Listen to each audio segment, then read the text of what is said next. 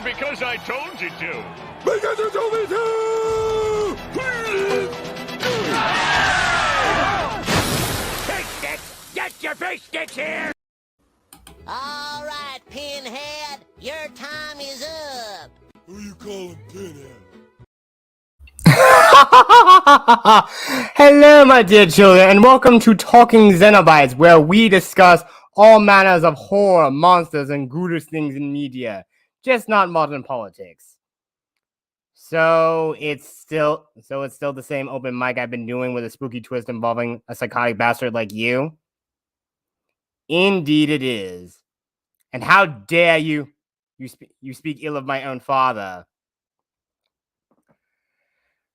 Not like he's got much to say, considering he's a pile of dust. Or a tree. A very dead tree. Yes, a dead tree, Sparks. I hope you don't find a book beneath it, bound in human flesh and written in blood. Oh, I know to stay away from stuff like that. Look where I am now when I found your cane.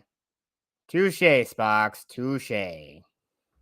Anyway, I just want to remind everyone here that yes, this is an open microphone, so please come on in, and the link is already there in the comments.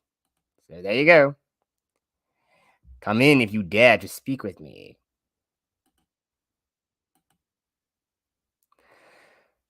So yes, we are very well enjoying ourselves.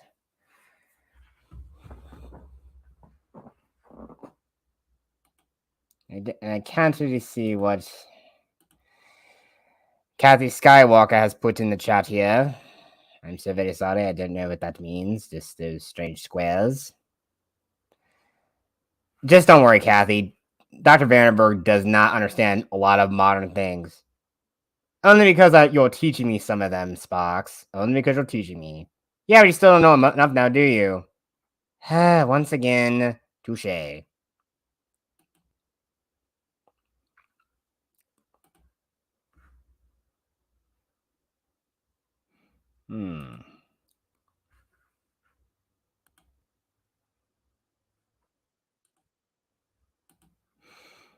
I'm just finding something that we can fully discuss a few bits here.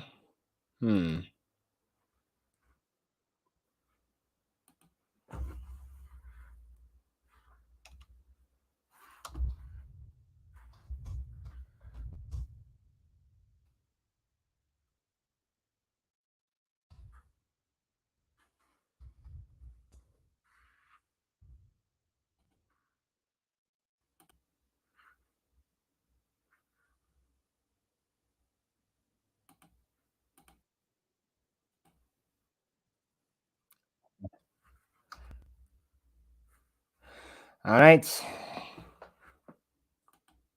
Oh. Well, I don't know what it is you wanted to show me, but what that was, but oh well. Remember, everyone can come on in. I will post the link again if anyone doesn't see it anymore. And there you go.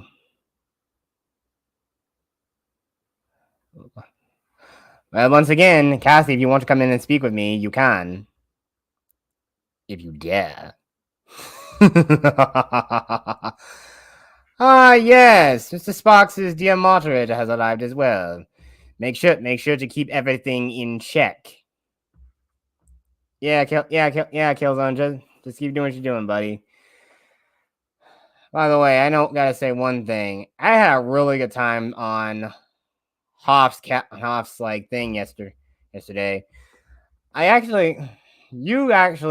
can actually show everyone this, but since this is a bit of a horror themed sort of stream, we're gonna talk about a few things. In fact, I think Dr. Vandenberg has pulled up something that we can watch. So shout out to the channel Film Comics Explained. So we're gonna be looking at the Army of Anubis from The Mummy Returns. And again, his narration is just top notch. I love it. Indeed, I do as well, Sparks.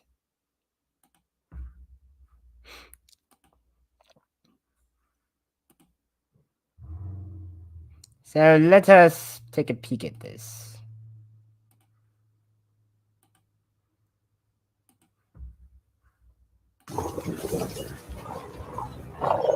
Oh, that was a very scary. Hey guys, what's happening? Nihat here with Film and Comics Explained, and today we'll be exploring the Army of Anubis as featured in the awesome The Mummy Returns, which is directed by Stephen Sommers, starring Brendan Fraser, Rachel Weisz, Oded Fehr, Arnold Vosloo, and Dwayne Johnson. The Army of Anubis was an ancient legion of the underworld that laid waste to all soldiers and cities they encountered under the orders of Anubis, the Egyptian god of death and mummification. Appearing as a giant shadow of scorpions when summoned by Anubis, the soldiers quickly transformed from the ashes into fierce mummies ready to serve their god.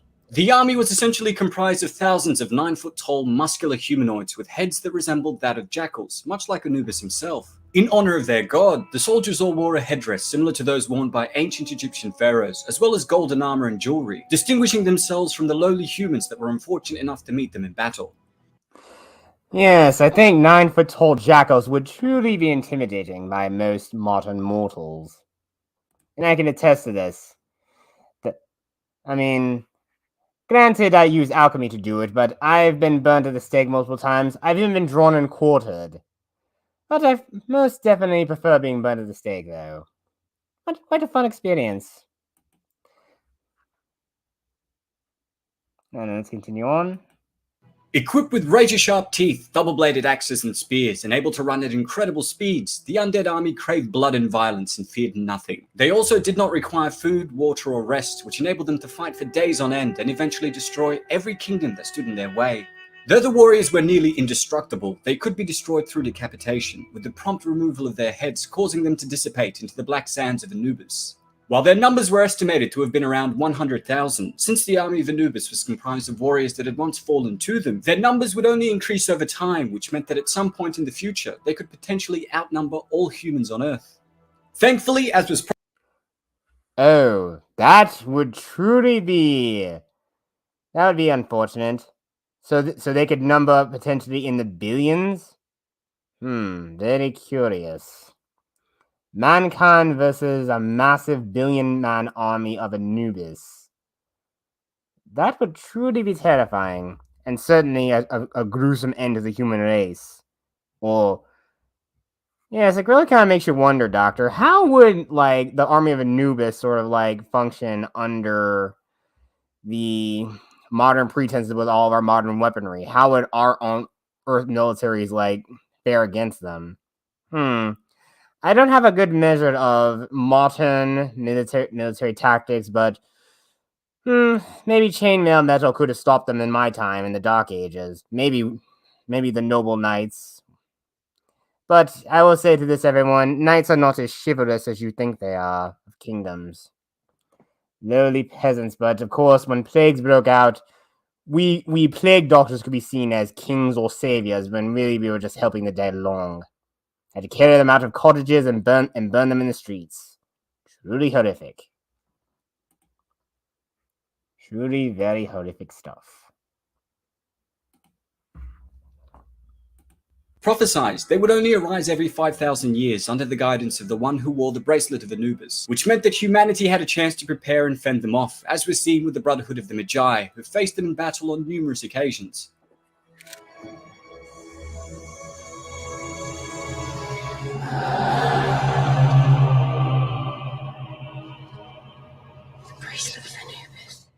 Although the army directly served their god Anubis, whoever wore the bracelet of Anubis had the power to control the unwavering soldiers in battle, and this was first discovered by a devious sorcerer named Magus, who praised the teachings. First guest has arrived. Welcome to all the man of the underground himself, and might even rival Anubis himself, Drudat Underground Gaming. Hola, everyone. Greetings, Drew. How are you? I just woke up, so I have no idea what's happening today. Yeah, I can probably imagine you would be a little tired. But I know one thing. I had a great time on Hopcast, and crazy enough, I think maybe a little bit later on, we could look at a little highlight at the end of that thing. I think I showed it on Phil's live stream earlier. Oh, speak of the devil, Hopcast is in the lobby now himself. Hey, Hop, how are you, man? Hello. Like I said, you want to come in, you can. Yeah, I just woke up a few minutes ago. I'm like, it's a little after 5. I feel like I should be up right now for something. Well, I'm glad you did, buddy. Indeed, I am as well. And then I immediately brought up YouTube. I'm like, oh, Jet, fuck. Drew, it's okay if you don't really make it. I can understand. Like I said, I'm just doing this because it's just fun to have other people on, and always have a thing. And Bears is just now leaving work. And again, thank you to everyone, all the 5 viewers watching. I'm glad you all could come in and hang out with us. Well, the reason I was like, fuck, is because I knew about it the entire time. Really? Yeah, because I saw your post. I tweeted it out. I knew you were going live at 5, but I just didn't wake up till now. Because I fell asleep at like 8 o'clock this morning. So...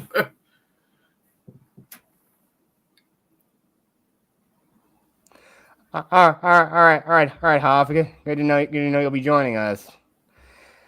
But right here, since it's a more spooky theme thing, we're gonna look at some monsters explained from we're looking at the Army of Anubis from The Mummy Returns from. Well, it is October, so. Yep. So here we go. Let's continue on. Of the god of death, and was actually the first human to command the Army of Anubis. Years later, Matthias the Akkadian assassin, now known as the Scorpion King, led a great army across the deserts to conquer Thebes, but lost despite the successful campaign that he and his warriors carried out until that point. The Scorpion King and his armies were then expelled out into the deserts of Amshir, where one by one the warriors all died due to heat stroke, exhaustion, hunger and thirst, except for the Scorpion King, who refused to give up. In his dying moments, Matthias prayed to Anubis, and in exchange for his life and the chance to once again be a conqueror, the Scorpion King pledged his soul to the god of death. In response to this, Anubis presented him with a large black scorpion which came crawling from the sands, and Matthias promptly picked it up and ate it, accepting the favor that Anubis had bestowed upon him. And from the sands sprouted a great oasis which would come to be known as the Oasis of Amshir.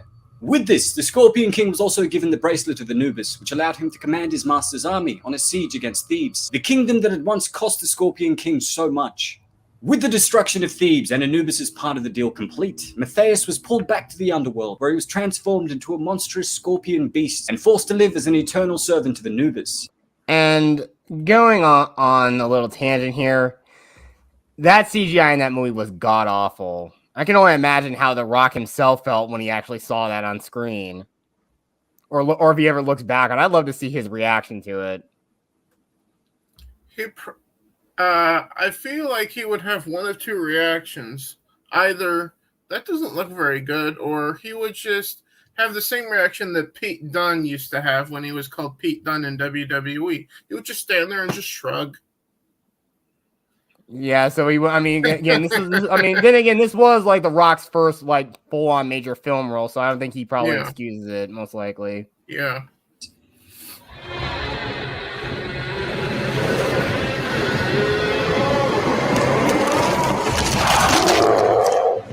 Half man, half scorpion. That is... Well, I think I won't be sleeping tonight. You mean we won't be sleeping tonight, Doctor? I remember when I first saw this, my first thought was, is this PS2 or original Xbox graphics? Yeah, when you think about it, it looks pretty good to like an early PS3. It looks like early PS3, I say. That's true. At least it's impressive. And it's in a full AAA Hollywood film. Yeah, but I think it had. I think the original, The Mummy Returns, I think it had a little slightly less budget than the first one did.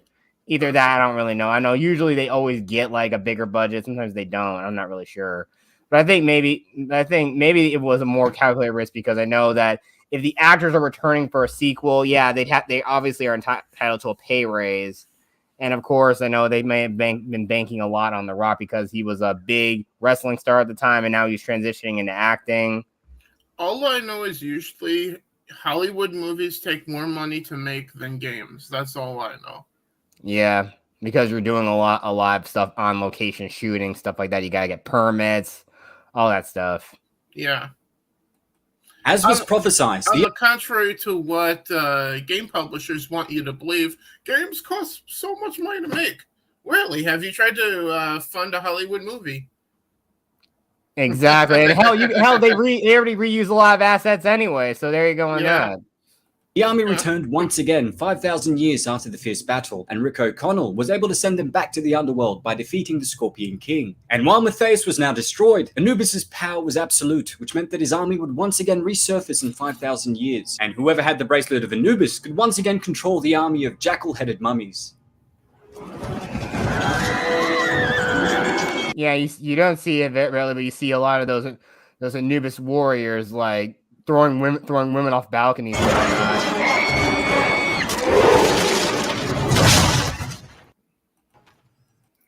Well, that's all for today. And it doesn't really look all that seamless because it's like older, like CGI and stuff.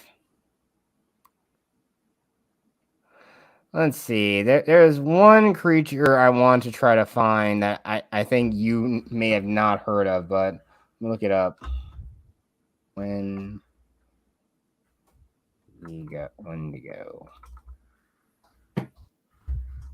Indigo explain.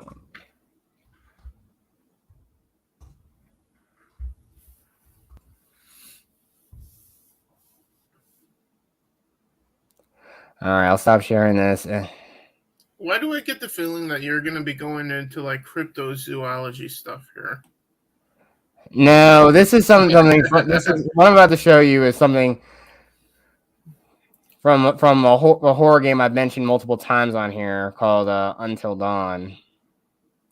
I'm familiar. All right. Oh, well, what do you know? He has arrived. Welcome all, one and all, to the first person. His first arrival here on Hofcat. Oh dear. Ha! Boomer moment for you, Vandenberg. Welcome, everyone. Hofcast himself. What's up? Can you hear me all right? Oh, I can hear you loud and clear. And Great. can I. Thanks for having me on, man. I just want to show myself, show that I'm alive and well today. I'm not going to stay on the camera here. I'm actually going to shut it off. I just wanted to prove that I'm alive. Thank you so much for being on last night. Sorry to cut it short, man. Speaking of the Scorpion Kings, I was the Scorpion King last night after eating that scorpion pepper. Oh my gosh. That was absolutely amazing. But going back to what you were really impressed too. I'm not trying to hijack your show or anything. I'm going to go back to what you were talking about there with the Scorpion King CGI stuff, man. Yeah, it looked bad, but I always liked the concept of it. I always thought the concept of it was pretty cool, you know. I just thought if it was done better, it would have looked pretty cool, you know. So exactly. Yeah, but thanks for having me on, man. And Drew, good to meet you, dude. It's good. It's good to meet you too, Hoff. Yeah, I found it interesting calling you Hoff because that's also what's his name from Baywatch was called. Yeah, David Hasselhoff. Yeah. I don't hassle the Hoff a lot, but I'm trying to come up with my own brands, you know, like Hoff-pocalypse and stuff like that. I'm trying to hijack it. Yeah. That's fair. Well, I tried to hijack Who Dat Drew Dat from Drew Brees, so Drew Dat Underground, so. Well, if you want to know real quick where my name comes from, man, is like Hoff is part of my name. I don't really want to put my full name out there, but my old show used to be called Hoff Solo Podcast because I like to do Star Wars stuff, and I called myself Hoff Solo, like Han Solo. And then I kind of just dropped the Star Wars stuff because I didn't just want to stick to that content. So I kind of combined Hoff Solo Podcast into Hoffcast. And my buddies have always called me Hoff growing up. They've always said don't hassle the Hoff. It's always just kind of been my nickname. So I just figured I'd stick with that for my online persona, I guess, you know. So yeah, that's the story of Hoff and Hoffcast. And, and in my case with the Drew thing, people at work at the store that I work at call me Drew anyway, so it's just part of my name anyway. So without putting my real name out there, just being who I am without putting my real name out there. Which fun fact for anyone that cares that follows my younger brother on Twitter, it doesn't seem to matter because he uses his real fucking name on Twitter. Thanks, bro. Well, with that being said, let's get going and see about these Wendigos, these extremely scary and lanky creatures that live in the mountains. Yeah. Shall we? Dude, the Wendigo is terrifying. Hmm. I find got it a couple terrifying. political jokes. I'm trying not to think about it. Oh yeah, and by the way, we have two characters. One of them is Grant Ward himself from Agents of S.H.I.E.L.D. The other character is played by Hayden Panettiere, aka the cheerleader from Heroes. So yeah, Mm. it's two of the actors. Uh-oh. Shit. Sam. Run. Run!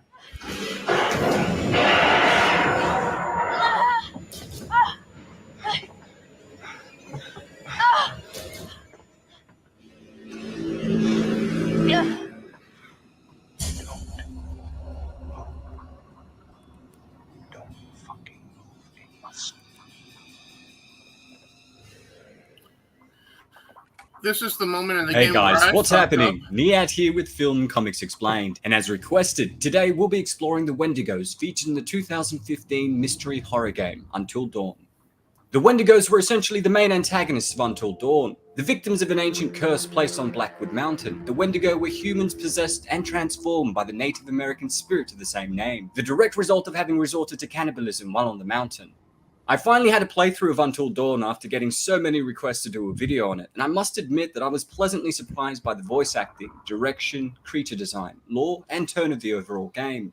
The game is designed to be played multiple times, as you can't see all the content with a single playthrough, and the game mechanics Yeah, and this was like the early test, like demo footage. utilize an in-game system called the butterfly effect, in which And that's kind of also what I talked about with you last night, Hoff. The whole point, because again, they really kind of beat you over the head with this whole butterfly concept. I like the Yeah. butterfly Looking effect. for recommendations for a horror movie that will scare them. I can't really say because again, I'm not. I know horror. Like I think it's a genre that's growing on me, but you obviously know you can look at it as like it's not all that bad. But I'd say watch like Insidious or maybe heck even maybe like Paranormal Activity. I think. Yeah, I this don't is gonna think- sound dumb. Oh, go ahead, Drew. My bad, man. I was going to say, I don't think I'm the kind of person that should be suggesting horror films, considering most of my life I've gone to theaters to watch horror movies with friends that I used to have with my younger brother, Desert Nord. And the entire time, each and every horror movie, without failure, my brother and I would look at each other and going, "This is scary." So, yeah, I'm going to shut up now. I mean, Alright. I've seen a ton of horror movies. I'm kind of like a connoisseur. I'm not an expert, but I've seen a tons. Very few of them actually scare me. So what's going to sound insane about what I'm about to say is the fact that ever since I was a kid, and even to this day, I find the movie, and I'm not misspeaking here, the movie Ernest Scared Stupid to still be terrifying to this day. Them trolls, dude. And all the satanic stuff and the trolls, man, dude. That movie terrifies me to this day, man. And not a whole lot of things do. I've seen every kind of them. I've seen all the Saw movies. I've seen, Nightmare on Elm Street, the Jays, everything, dude. And nothing like that. Ernest, man. Holy shit. For the longest time, Chucky scared the crap out of me, but now looking at him, he's more comical. Hell, I think the funniest moment from Chucky is when he tried to do that thing with like The Shining, and he was like, I can't think of a word to say. Fuck it. Yeah, again, we already know that entire scene's been parodied to death, just like the bullet time from The Matrix. I think when I was younger, the only movies that my father had me watching when I was a kid to teenager or whatever that actually scared the hell out of me were things like Close Encounters of the Third Kind and Jaws. And those aren't even horror movies, I think. They're both Spielberg too, right? Am I incorrect there? Yeah. So I guess Steven Spielberg scares me, I guess, then. It scares all of us, man. So because my dad had me watching those when I was a kid, I hate sharks and aliens to this day because of those movies. So He's got beef with sharks and aliens. I don't blame you there, man. Yes, I do. Oh yeah, I often think a good movie is probably like The Faculty. I actually really love that movie. Kathy in the chat says that she's seen all the Saw movies. Yeah, I think I've seen like the they're more first like body one. gore. You know? Yeah, it's like these are basically the Saw movies are torture porn. And you only watch like I don't know, sure, maybe like the Final Destination films are good for like one movie, maybe two, but we had 5 sequels, and I think a 6th one that was canceled, I think. But one of my favorite horror franchises and sagas, and it was 5 movies.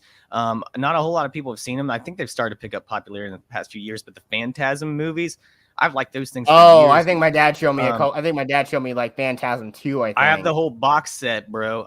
Phantasm 2 might be it's a lot of people don't like it because it doesn't have the same actor as the other 4 movies. They dipped out on him on the second one, and even the actor doesn't claim that movie. I've watched all the behind the scenes stuff because I got the box set and I've watched it all, man. I was like obsessed with it. I still love those movies. But if you haven't seen the Phantasm movies, anyone watching right now or any of you guys, like or all of them, just check them out, dude. They literally took place over like 40 years and they had all of the same actors except for the one movie.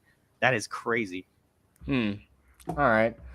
But moving on, let's continue on with this. Any choice of action made by the player may cause unforeseen consequences later on, which I also thought was pretty cool. Recognized by their emaciated physiques, spider-like limbs, and tattered pale skin, the Wendigo are hideous creatures that were rarely seen until they decided to pounce. As a result of the Wendigo possession, over time their teeth became sharper and more disfigured, while their sight also gradually changed, causing them to have vision that was largely influenced by movement. During a Wendigo's metamorphosis, their bodies begin to grow and lengthen. While their skin is being stretched, they begin sweating acids in order to strengthen their outer layer, and this toughened hide made the Wendigo immune to most types of physical damage, with their only weaknesses being fire, as it was able to burn through their protective layer of skin. Their limbs became much longer, giving them the ability to climb up walls in the blink of an eye, and they also lost their hair as well as their male and female characteristics prior to becoming completely skeletal in appearance over time. And want to rewind it back a little bit. You notice something on this picture of the Wendigo? Do you notice anything a little distinct about this one? Yeah, there's a tattoo on the arm of some kind. Yeah, I mean, if you play through the game, you'll understand who it is. You'll understand who this Wendigo is. That's a butterfly tattoo, right? Yeah, it is. That sort of thing. Yeah, and again, I know when you peel back, I like that there's also bits of stuff in the game where you actually have to peel back the layers and understand about a greater mystery. Can you imagine this guy sitting down in a tattoo chair getting that tattoo? Well, I'm not. Well, who really said? Who says that long arm out? Who says this Wendigo was a guy? And this person. I mean, I was just making a point that I thought it'd be funny. This thing would just like go to a tattoo shop and be like, "Yeah, give me the butterfly." Puts his arm out. Yeah, I would say again, this is a game I think you really should go back and play through multiple times. I mean, I thoroughly enjoyed this game, even to this day, there's still like maybe one or two characters I still absolutely hate and despise. I kind of get where you're going with this. It would be spoiling it, but I kind of get where you're going with why that tattoo is there. And this creature probably didn't get the tattoo while they were like that. Yeah. Considering that the announcer said that genders don't mean anything to these creatures, so these creatures are SJW's wet dreams, so they're non-binary then, right? No, these creatures, I know these creatures just turn androgynous or whatever when they. I mean, it's kind of the same way with like Hellraiser himself. I think the newer one. I think they were trying to go for a reason that made it more closer to what it was like in the book. I think androgynous is still with boobies.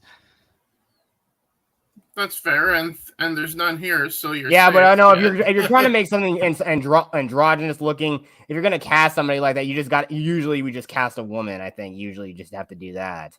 And just like, just put tape over the person to make it seem like, yeah, they don't got many like a noticeable characteristics. And of course, the obvious thing between the legs is obviously not supposed to be there either. And constantly staring at this one gives me a joke, but I don't think I want to say it on your channel, Jet. Capable of incredible bursts of speed, they're able to keep pace and even outrun their opponents without tiring, while their motion-sensitive vision enabled them to hone in on fleeing prey. Despite their frail appearance, the Wendigo demonstrated impressive physical strength and resilience, proving tough enough to withstand a high-caliber rifle shot to the skull, and they were also shown to be strong enough to crush a human skull with their bare hands. Based on what we see in the game, they seem to favor brutal, deliberate methods of killing their prey, such as impaling them on hooks, gouging out their eyes, or even tearing their jaws off, indicating that the Wendigo were more sadistic than simple animalistic killers. Fortunately, the Wendigo do have a few weaknesses, as mentioned before. The same motion-sensitive eyes that allowed them to track moving prey function poorly. And I will say one thing, though. The two characters you see here, they actually have a whole bunch of, like, literal plot armor in the story. They, like, this point at the very end, this is pretty much at the end of the game, yeah, they can only be killed at this point. That's the only time they're actually killable. I found that out in the game when I was trying to get the guy that was there killed the entire game, and that didn't happen. And I was trying to save her, and I got her killed because you have to hold the PS4 controller perfectly still. Yeah, I would say my tip is just if you have like a small like TV table or something, put it out in front of you and just leave the controller there during that section. Just put it on there and just leave it alone. That's what I was trying to do. I was trying to set it down on the floor, and then the act of it touching the floor attracted the attention of the fucking creature, and everything happened from there. I'm like, well, that didn't work. That sounds tense. Yeah, I know. But also they have like a thing where you can switch it between like traditional control where you actually have to use the light bar sensor in order to like do your choices. But I just rather just use like, the traditional controls. Yeah. Because the only time I think the only game that really would have perfectly utilized the motion control with the PS4 controller would have been like House of the Dead 4. I know it was released on the PS3, but if it was just put out there on PS4 or PSVR, it would have been perfect. Let's continue on. Stationary targets, and victims standing perfectly still were practically invisible to them. As the stranger notes, they also instinctively fear fire, recognizing it as the only weapon that can destroy their natural body armor. And as such, flamethrowers, flare guns, and even makeshift explosives could all be used to bring down a Wendigo, though the stranger did advise that this should be a last resort, as killing a Wendigo released its spirits into the air, allowing it to possess once again. The Wendigos were known to have a few set behavioral patterns. They often track their prey for up to several hours, and it seems as though they like to hunt prey alone rather than in packs. While they did have enhanced predatory skills, I thought it was interesting that they don't appear to lose their humanity completely, as they're often seen using vocal mimicry to trick their prey. According to the Stranger's Journal, the original Wendigo legends originated from First Nation tribes who were present on Mount Matahi from the 1400s until the 1850s. The Cree tribes native to the area venerated Black Mountain as sacred ground, refusing to hunt animals or harm the area in any way, for fear of disturbing the spirits that inhabited the mountain. Prospectors surveying the mountain in 1891 found the area to be rich in tin and radium. Their subsequent excavations awoke the first of the Wendigo spirits and unleashed their curse upon the surrounding area. Soon after, the first Wendigo possessions on the mountain began, prompting hunters such as the stranger's grandfather to make a career out of tracking and capturing them. However, one particularly imposing specimen known as the Makapitu eluded all such hunters. Yeah, Makapitu, I know. The guy has he's got an accent. I think he's somewhat British, but I think I've seen the guy who narrates his face. I mean, he's got a little accent, but it's really pronounced Makapichu. Killing any who were able to catch up to it, including the stranger's grandfather. As seen with Hannah, despite... Yeah, like I said, though, this is kind of a bit of a minor spoiler. Yeah, that's a spoiler. Yeah, the Wendigo you see here and the one with the tattoo. Yeah, that was the girl. That was a girl, Hannah. It was actually the friends of this girl, Sam, and all of their friends. Yeah. Yeah. I actually watched an entire. I just remembered I watched an entire playthrough of this game on Filthy Casual's YouTube channel like a year or two, like 2 years ago, maybe. Now it's starting to come back to me. I've seen almost this whole game. I just now remembered that. Yeah, and the whole thing is, Hannah. Something happened to Hannah. She was trapped down in the mines, and she obviously starved to death and had to resort to cannibalism. Despite their bestial nature, the Wendigo still possessed a few remnants of human intelligence, occasionally allowing them to outsmart or outmaneuver their prey. Yeah, but that is always scary. That fact that the scariest thing about these Wendigos is that they can literally mimic human voices. So there's literally a section, I think, in the game where the character Ashley.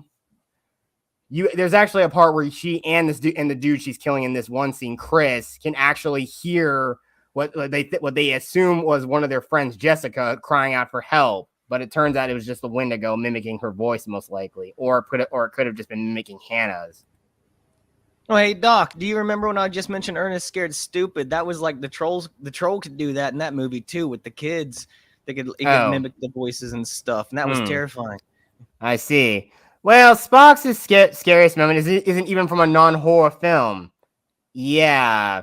The thing that's probably the most scariest thing I've ever seen is that weird face that Large Marge makes in Pee-wee's Big Adventure. That scared the living shit out of me as a kid. The first time I saw that, I almost crapped my 7-year-old pants, but now I find it hilarious. But yeah, the first time you see it when you're a kid, you're like, it still scares the crap out of me. It still does to this day. I would never want to see it. It's kind of funny how we have different reactions as adults to things that we saw when we were kids. Yeah, sometimes it still sticks with us. Sometimes it's not as scary as I once thought it was. Yeah, like one thing for me in Star Wars when R2 got shocked by the Ewoks and fell over Clunk. I never found that funny as a kid, but I do as an adult, and I understand why my mom found it funny when she. No, I don't think it was. I don't know. You're talking about the I think you mean the Jawas, not the Ewok. Whatever. Also implied that the Wendigo also retain at they're least the some same height. It's easy to confuse them. No, Jawas have giant hoods with yellow eyes. I know. I was joking, Jet. memory of their past lives, as the most brutal of Hannah's attacks were towards those directly responsible for the prank that led to her death and consequent possession. Jessica, who planned the prank, has her jaw torn off. Yep. Emily, Jessica's co-conspirator, has her eyes gouged out. Matt, who helped film the incident, is impaled through the throat on a meat hook, or has his face bashed in, depending on the decisions you make as the player, and so on. Also, depending on the player's actions, Hannah may be able to recognize her brother and spare his life, even taking him with her and providing him with human flesh to turn him into a fellow Wendigo. Spoiler.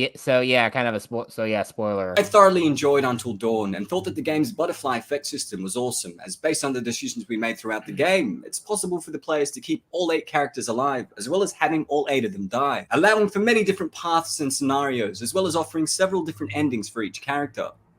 Well, that's all for today, folks. So yeah, I mean, I've always liked the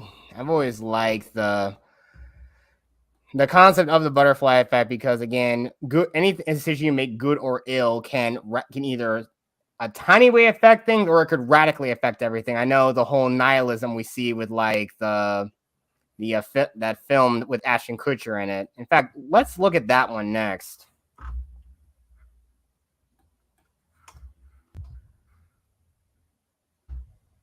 Cut me a break, Kathy. I just woke up just before going on here. We were talking about like things that we see differently as adults, as kids, and when it comes to horror movies, dude. I don't know if you guys have ever seen The Fly with Jeff Goldblum. The first time I remember seeing. Yeah, that's a great effective body horror. Yes.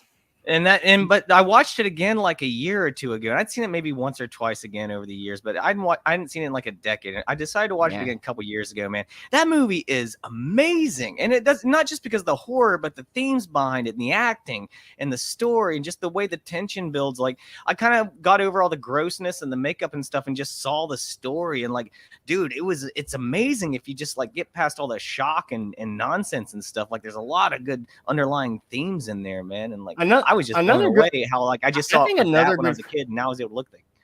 I think another good like creature feature is the 1980s version of the Blob. That is scary and it had some good body horror. Yeah, that was not bad. One of those it's one of those rare movies where you actually see a child where you see a child on screen actually die. And again, we don't condone this. This is kind of stuff we see this is the kind of stuff we saw in a horror movie. So please don't ban us. Not a horror movie per se, but still a gruesome one. But Robocop, dude, when I was a kid, I still loved Robocop. But it wasn't until I became an adult and I was like, this movie has so many themes and like satire and jokes and stuff I just never. Yeah, exactly. And the same thing goes with Demolition Man. But I know that's not delving into horror; it's more action movie. Mm-hmm. But the thing is, like, you look at some of the horror films, especially like the slasher genre, and of course, one of the ones that is the most known is, of course, the Halloween franchise. That's my mom's favorite Halloween movie is the original Halloween. I asked her because she told me last week on the phone, and she was like, "I'm watching Halloween. It's my favorite movie." And I was like, "Do you like to imagine you're Jamie Lee Curtis?" And she's like, "Yeah." I was like, "Do you have Dad like dress up like Mike Myers and chase you around the house?" And she about died laughing, dude. She thought that was the funniest thing ever. And maybe I was onto something. And that's why she was so shook up laughing by it. But I don't know. It's a funny concept. You don't know my parents. It makes me wonder, why don't they ever create a horror movie set in the Dark Ages? And yet a madman like me could go around murdering and experimenting on other people. Isn't that that'd be an Oscar-worthy movie, I would say. Oh yeah, appealing to your vanity there, Dr. Vandenberg, aren't you? Kathy says in the chat, the original Blob movie, I think, was made of Jell-O. Dude, I can sing that song for you. Beware of the blob. It creeps, it sweeps, it glides, it slides across the floor, right through the door and all around the walls. A splotch, a blotch. Beware of the blob. There you go. Terrifying. It's stuck in my head forever. Yeah, yes, and I must say, I get no applause for that. Come on, I poured my heart out on that performance. No applause. Well, the only song stuck in my head forever is the Baloney song from the commercials. My baloney has a first name. It's asking me. I don't know the other way how it's spelled. I don't know. My baloney has a first name. It's BLOGNA. Anyway. Okay, now we share it. It's changed from share to present now. That's odd.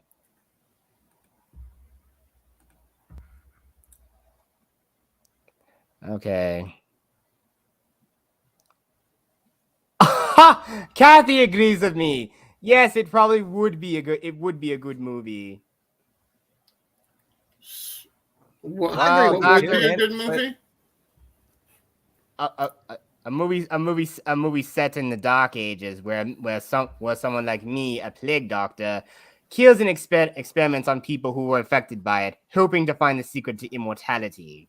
Doc, sorry to burst your bubble, but I'm kind of working on a story like that, but it's set in modern times, but it happened but all that script-ready stuff about seeking immortality, that kind of happened during the 50s, and it was like a curse that stuck around for 50 years into the modern day. So, kind of on your loss there.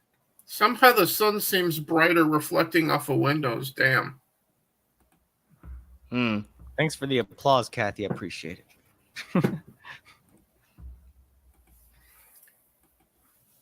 Now let's take a look here. All right. There's a bit of a shameless plug here. I'll skip over that.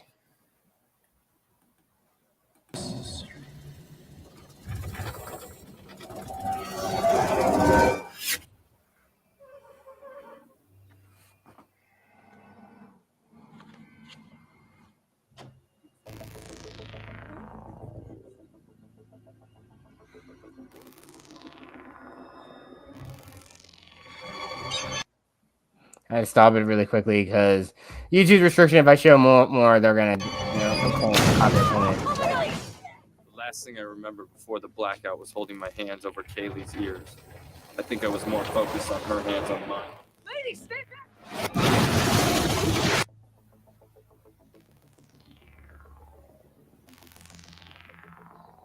We've all heard of the term butterfly effect. Whether it's referring to the knock-on effect of hard work, or more correctly, the unknown effects of actions in complex systems, the phrase has entered common vernacular, and the 2004 film of the same name, written and directed by Eric Bress and J. Mac Gruber, starring Ashton Kutcher and Amy Smart, certainly played a big part in that. Kutcher plays 20-year-old college student Evan Treborn, who experiences blackout. Oh yeah, and it's ironic that now he's actually married to Mila Kunis now. Also hot, by the way. Yes, she is very attractive. That's in memory loss throughout his childhood. Later in his 20s, Evan finds that he can travel back in time to inhabit his former self during those bouts, with his adult mind inhabiting his younger body.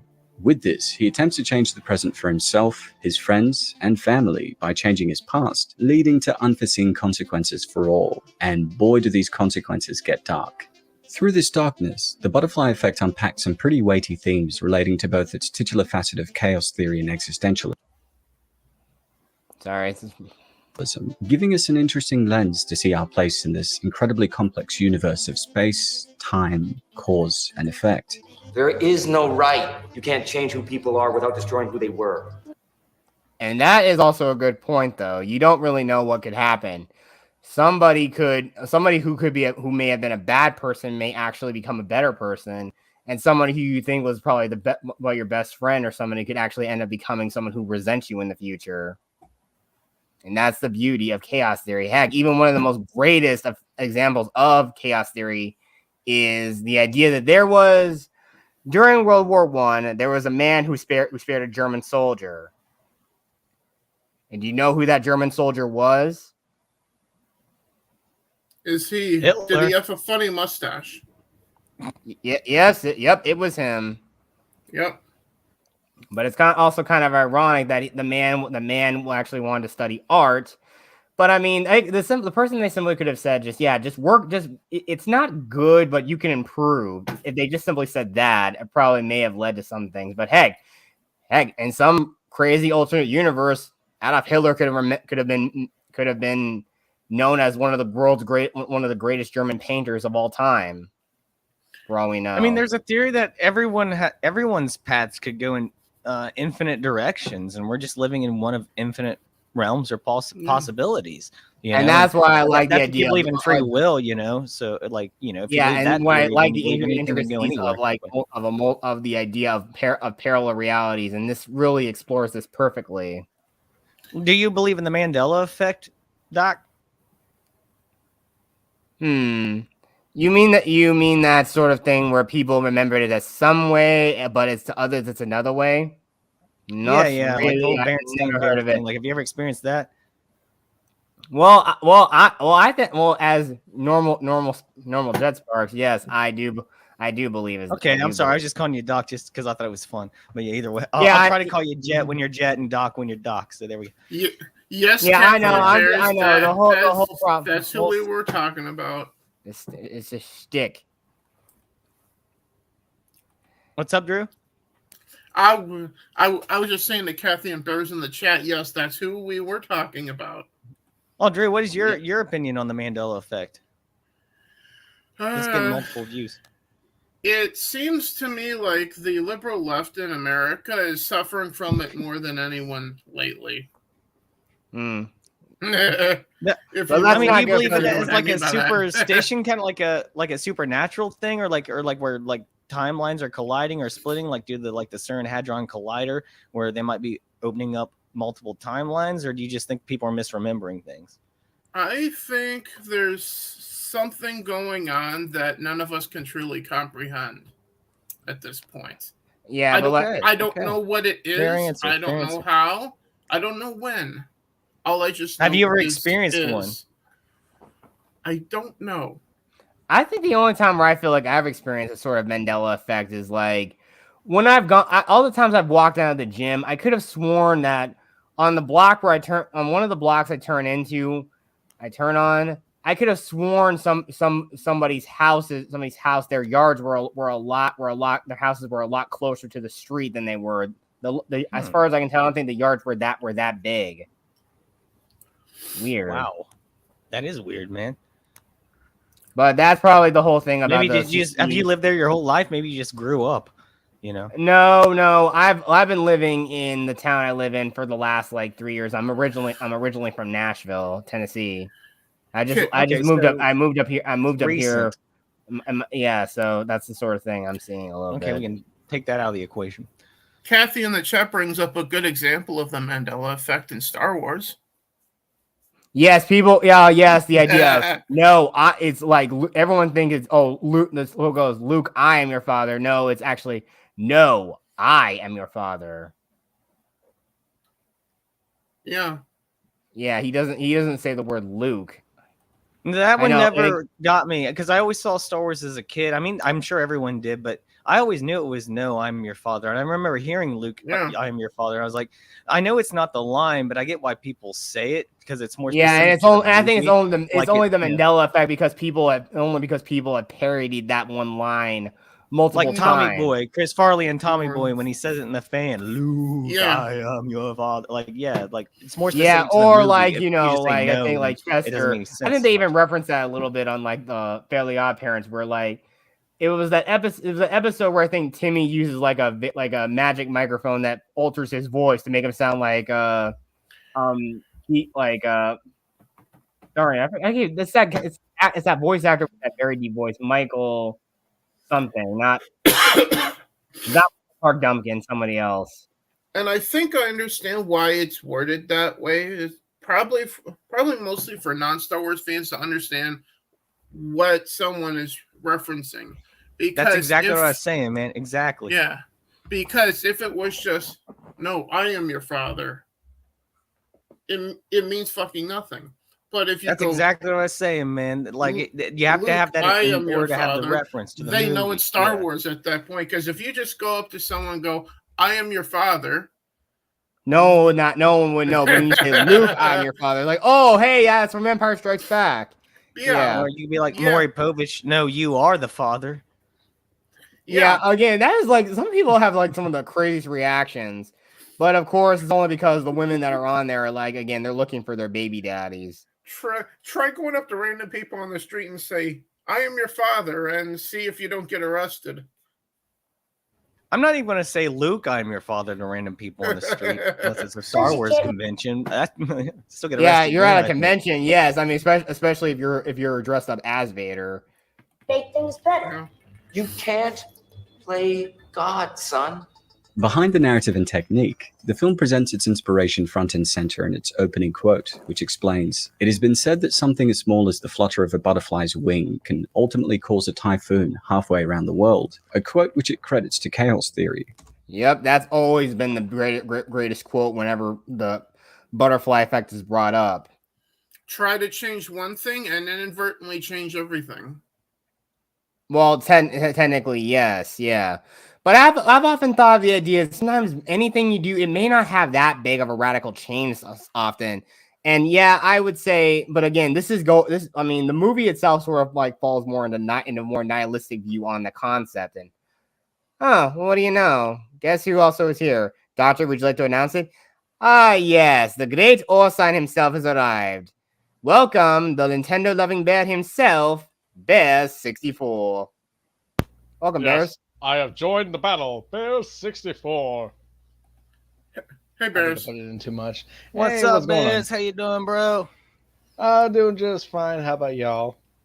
Yeah, Good, man. yeah, Good to meet Bears. you, I was dude. actually, I was on Hoff's channel with his interview, and I mean, once you get that clip out, you gotta show that clip with everybody. You really have No, to. I'm going to, man. I'm going to do a big edit. I'm going to explain everything that happened around it too. There's a lot that happened behind the scenes. I won't go into here because it's your show and everything. But I'll definitely include you, and also I'll drop your link also in the description for that video clip as well. So because I didn't get a chance to really plug you there at the end because I was going through a lot of pain. But yeah, I know. But hey, everyone, it was exciting. I mean, it really got my whole like all my reactions were just priceless when I'm looking back at it. It's like, man. Yeah. I mean, I'm glad you were there. I didn't want to do it alone. So yeah, thank you for being there and thank you for being patient, man. Above all, thank you for being patient. So yeah. Yeah, and the same thing could be said about Bears. I mean, when I first started using StreamYard and he was trying to get everything done, I mean, this was back during like when we did our short-lived podcast, The Dummies of Gaming. Oh my gosh, this man has the patience of a saint. Also, just want to say hi to Kathy and Killzone. I was driving, so I was listening the whole time. Hoth, shout out to the song. I was like in the car. On which song? The Blob song. Oh yeah, dude. Yeah, that dude. Wait, I what? watched that on VHS with my friend back in the day, dude. We used to sing it all the time because we thought it was hilarious and it'll be forever ingrained in my brain. When I have dementia, I'm just on my like deathbed. I'll be singing that song until I die. and people be like, "This guy's crazier than he's ever been." I Yeah. was laughing about Kathy's stuff earlier. Yeah, So sorry for Kathy laughing. says like this sounds like something you find on that old site OMG Facts or whatever. I don't know if y'all saw what I put when I had a chance to put something in the comments. I said, what if one of the Wendigos had a tramp stamp? Well, technically, it is kind of that a little bit, but I mean, the only reason I see why Hannah in Until Dawn, the only reason why she got that tattoo is because she actually took a compatibility test, because I think one of the characters in the game, she had a crush on the character Mike, the dude who's played by the actor who plays Grant Ward in Agents of S.H.I.E.L.D.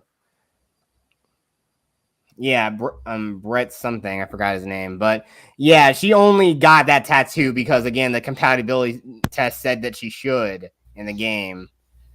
So, again, that's like the dumb... I know, again, getting a tattoo to impress somebody, that's just like... That shows. But I know, again, you don't ever want to talk about girls who will go as far as they can to impress a guy that they like. But I mean, again, I'm pretty sure the guy Mike has like that effect on a lot of girls, even though they're supposed to be late high school, early college students, I think. But I mean, seriously, again, girls or guys, don't do that, because especially if the guy or the girl's out of your league, don't even try it, because you already know they're not going to be interested in you. Just don't try it. Chaos theory, proposed by meteorologist Edward Lorenz, is an interdisciplinary theory which has been applied in many fields, from mathematics to psychology. Hold on, pause that. It posits that Pause beneath that. chaotic... Go back, pause that. Sorry, go where? Just like right there. What does the chaos theory look like? A butterfly. Yeah. I was gonna guess. I was simply gonna guess. Oh no! Oh, I know. I probably think I know what you're gonna say. Princess Leia's Titties. hair. What? I was gonna guess Princess Leia's buns, her hair. Really? I just think it's crazy. Yeah. It looks like a butterfly. I mean, that's funny, man, but wow, like that's crazy. That's kind of the whole point of where it comes from. I was going to point it out, I can see the butterfly too. Yeah. I had the mic muted as I stuffed my face with steak. I was like, "Oh, it looks like a butterfly." Steak. A bear eating I steak. can go for some juicy steak right now. A steak through the heart. Oh, it's pretty. Steak to the heart, and you're to blame. No. Let the professionals sing the song. Stick through the heart, and you're too late, darling. You give love a bad name. Smooth, doctor, smooth. I think he gets marked. That wasn't a compliment. Doc, how would you know that song? Well, again, Yeah, I am you're stuck from a inside the mind of different this age. idiot.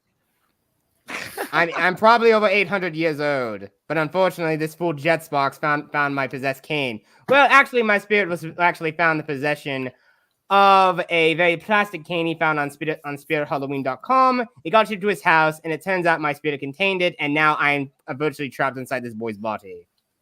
Dude, I'm like 30. Now, in my mind, you are a boy, so shut up.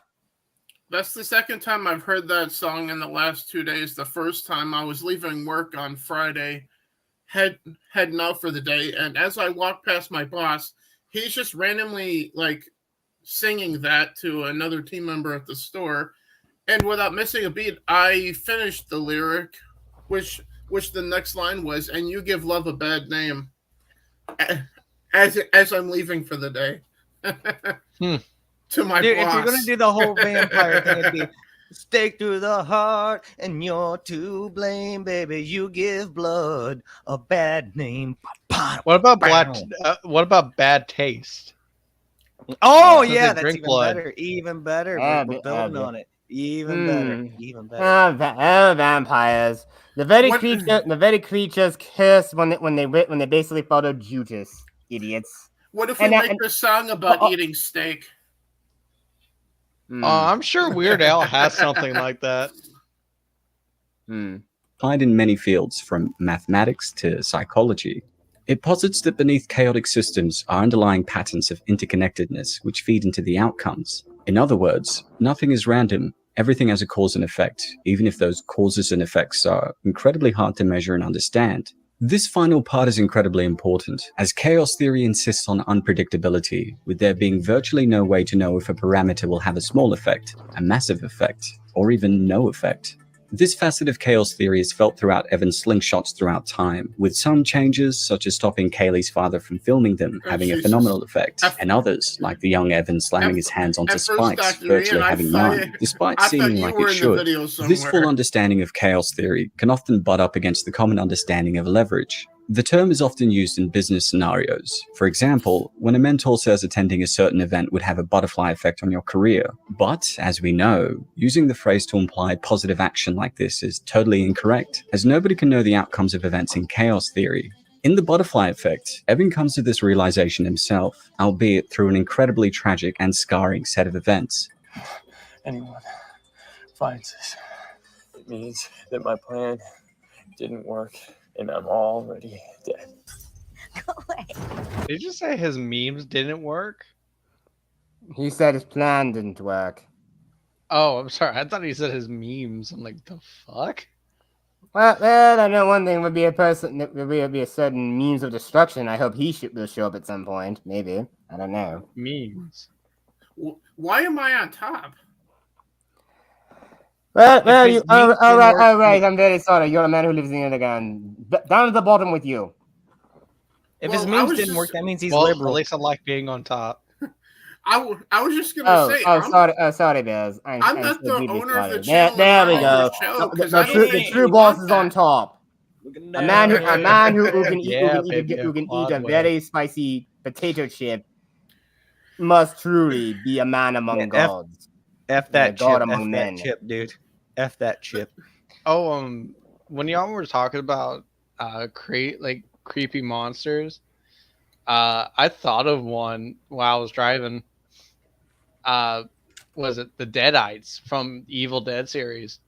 Oh yes, bro. Those that's creatures. My favorite horror franchise of all time. Oh, dude, I've been watching Ash vs. the Evil Dead again.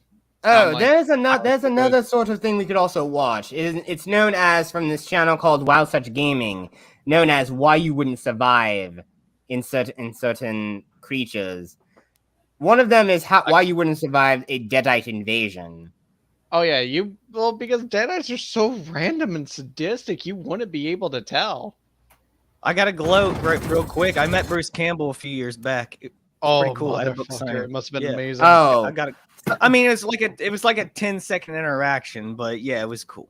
Yeah, and I got my Evil Dead Necronomicon DVD, like the deluxe edition. That's the actual Necronomicon signed by him, and he signed it Ash as well. So that was pretty badass. Yeah, I can show it to you here in a second if I could dig it out. But yeah, go ahead. All right, but yeah, let's continue on, and we'll watch the Deadite invasion. Why You Wouldn't Survive.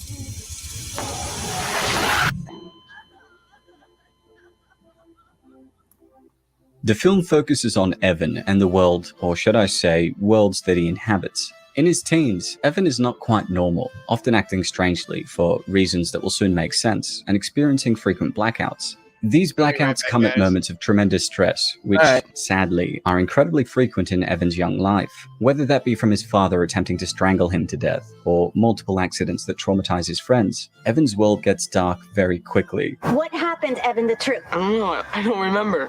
Something must have happened. Something set him off. I blacked it out. Don't try to use your blackouts to get out of this one. Years later, Evan, trapped in the same life, is continuing to struggle. We cut to him and his so-called friends Lenny and siblings Tommy and Kaylee laying dynamite in a woman's mailbox, an event which goes about as badly as it can, killing the woman and her newborn child. Wow, that is truly sadistic. I approve. Yikes, bro. Doc, I cannot wait until October is over.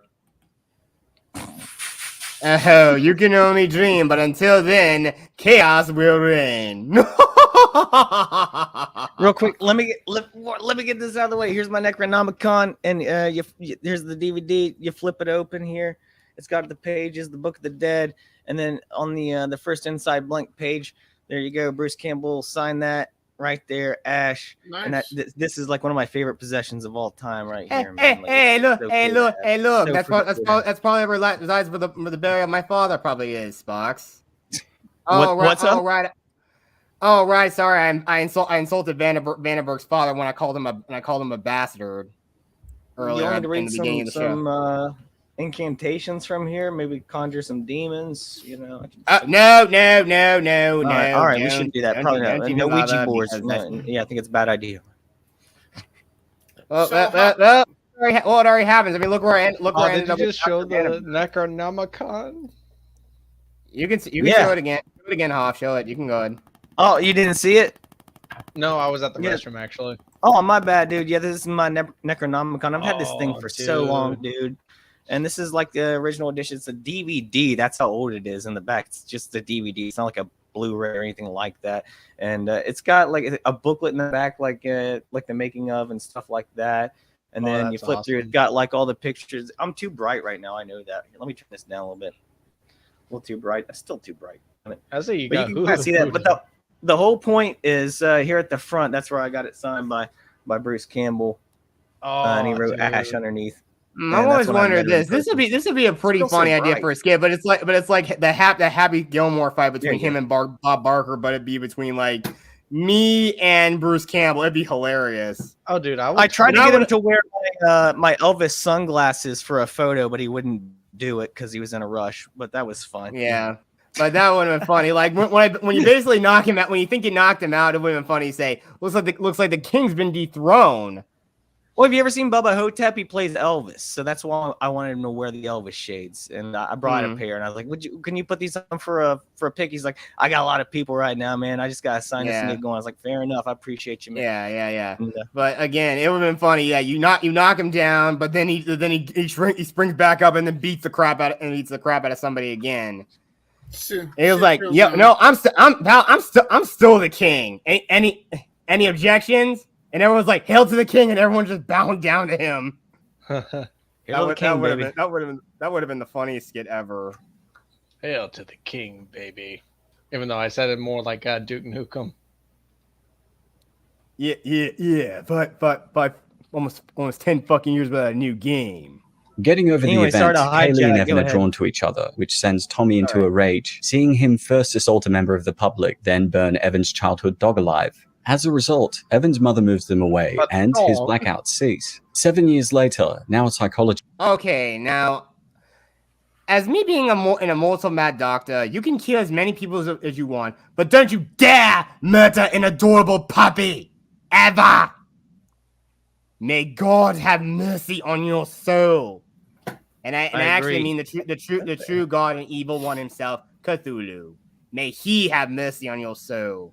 And heck, I will try to convince him to spare all the puppies of the world, but all of mankind can perish. Well, tell us how you really feel, Doc. Yeah. Oh, I happen to have a Lovecraft going on here. I happen to have a soft spot for puppies. But yes, I actually am one of Cthulhu's disciples, and I pray to him every night. But unfortunately, a certain person I think Marvel may or may not have made fun of, my dear friend and possible frenemy, Victor Van Doomcock, has him locked up in his lair, which I will soon rescue him from, and then he can be free to destroy this universe. And I will be there as his faithful herald. Yes. Don't worry, Harvey. I will save you. Just wait for me. I just gotta find a way to break through Doomcock's security. So, Just talk about She-Hulk. That's all you gotta do. Talk about She-Hulk. Lower the defenses. Bam. Here you go. Major. He celebrates the success of living blackout free, but is inevitably drawn back to his childhood journals. As he turns their pages, he blacks out, diving into the memories which occurred during those blackouts. Soon, Evan realizes that he isn't simply remembering these events, but has full agency in changing his past. Attempting to right the wrongs done to him and his childhood friends, Evan starts digging up the past, first attempting to talk to horrifically isolated and aggressive Lenny before... Wait, say again? All I said was that kid shouldn't be smoking. That's all I was saying. Yeah, well, bad kids are gonna do very bad things. when again you tell them not to do something, yeah, they're still gonna do it regardless if you basically do it. I've always seen this as just normal me. If you actually start like doing stuff if you're too strict on a kid, they're gonna be rebellious. If you're basically too lax with the kid, they're gonna act entitled as they get older. You gotta balance everything out when you're dealing with your kids. I was also kind of half joking about the conversation we had before the show last night. About what? You remember that? Smoking. Oh yes, that whole thing. I don't condone it. I don't want to partake in it myself. Exactly. And Exactly. kids don't there. smoke. Smoking does terrible things to your lungs. I mean, just look what happened to General Grievous. Sorry, General Kenobi. I'm not feeling too well. I think I might have lung cancer. Don't smoke. Locating a more talkative Kaylee, but when he brings up the past, something in Kaylee snaps, resulting in her suicide later that night. Rightfully distraught, Evan grabs his journal, sending himself back to the time that he and Kaylee were exploited by Kaylee's abusive father, where Evan uses his powers to confront him. Erupting back to the present, Evan was successful in changing the past, creating the titular butterfly effect, which results in a radically different present. In this reality, not only is Kaylee still alive, but she's his romantic partner, and all the joy that comes with that is immediately reflected in the film's bold colors. Everything else has changed too. Instead of a book-smart student, he's a frat boy, and, well, Tommy... Yeah, and that's another thing, though. Yeah, you could be popular, but yeah, every other person around you could just be worse off now. Comes after him for being with Kaylee, resulting in assault and Tommy's death, casting Evan straight into prison. Better not bitch up, man. Can you protect me? Jesus himself could make me stand up against the Brotherhood. Now incarcerated, he begs his mother to bring his journals, which she obliges, casting himself back once more. This time he arrives on the day that Tommy killed his dog. With intellect beyond his years, he manages to talk Tommy out of the act. That is, before Lenny goes ahead and stabs Tommy in the back. Catapulted back to the present, it's not as peachy as... Wow. Yeah, again, I think that Lenny kid is probably the most insane out of all of Evan them. had hoped, prompting him to confront another memory, this time with his father. Alas, this also doesn't go too well, resulting in the same original outcome of his father's death. With little having changed, Evan goes in search for Kaylee, who he finds beaten up in a dingy apartment, working as a prostitute. Lamenting, in one of the most touching moments of the film, he exclaims how they were happy once, but in this reality, that once never existed. At least not for anyone but him. Every time I try to help someone, everything just goes to shit. Don't give up now, Slick. Yeah, and this is where the whole nihilism of this movie comes into play. It doesn't matter what you do, you essentially will cause harm no matter what happens. And this is where the title existential nightmare comes from. Yeah. Hell, you've already done so much for me. Sending himself back again, Evan attempts to stop the woman from being blown up by their mailbox prank, but caught in the blast, he becomes a quadriplegic. Here, there's a catch. Despite this version of the world being misery for Evan and his mother, who suffers from lung cancer after taking up smoking following his accident, the world otherwise appears bright. Lenny and Kaylee are in a loving relationship, and the sadistic Tommy turned himself around to dedicate his life to God. Alas, Evan's in a... And that's another thing. If you make everything miserable for yourself, you might actually end up making everybody else's lives better. That's another thing. Everyone else is happy, but you aren't. Real quick, not quite the same, but have you guys ever seen? It's similar, not quite exactly the same. But have you ever seen the movie? I think it's called Bedazzled with Brendan Fraser. Yes, that movie's funny. And like he goes through all these different lives, and they never work out like the way that he wants it to. In order, that's the whole point. Is that again, this a little never make a wish, never make a wish for the devil, and never sell your soul to the devil. Never ever sell your soul to the devil. Oh, come now, Spox. I sold my soul to an interdimensional demon before. So why not anyone else? It's the best feeling in the world. You feel greater power, and you feel mad as hell. No pun intended. Vandenberg, you are absolutely insane. Why, thank you. Just be careful of Doom Guy, okay?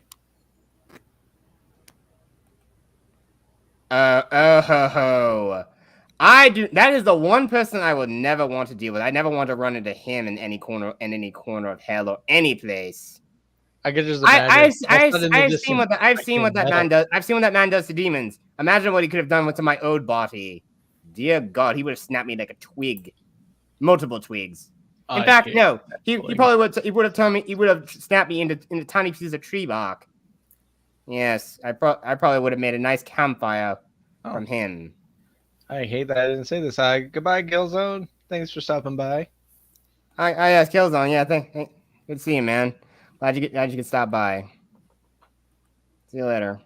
The pain and isolation is too much, forcing him to try and find a better world for himself. This sends him back once more, but attempting to save them all, he accidentally blows up Kaylee, forcing him into a future where his journals were never written, where he's locked up in a mental institution, just like his father, a future where he cannot go back, or so he thinks. Breaking out of his room, he manages to watch an old family video brought onto the ward by his mother, sending him back even further. But here the paths diverge, with the film's theatrical and controversial director's cut holding different endings. The former showing Evan return to a past before he met Kaylee, one in which he forces her away so that they never became friends, resulting in a good life for both of them, but one where Evan must live without her. The latter ending is much more disturbing, taking us back to the moment of Evan's birth, where he strangles himself in the womb, becoming a stillbirth, just like his mother's 2 children before him, who seemingly must have had the same curse. It must end with me. Just by being here, you may be killing your mother. That's bullshit, you know?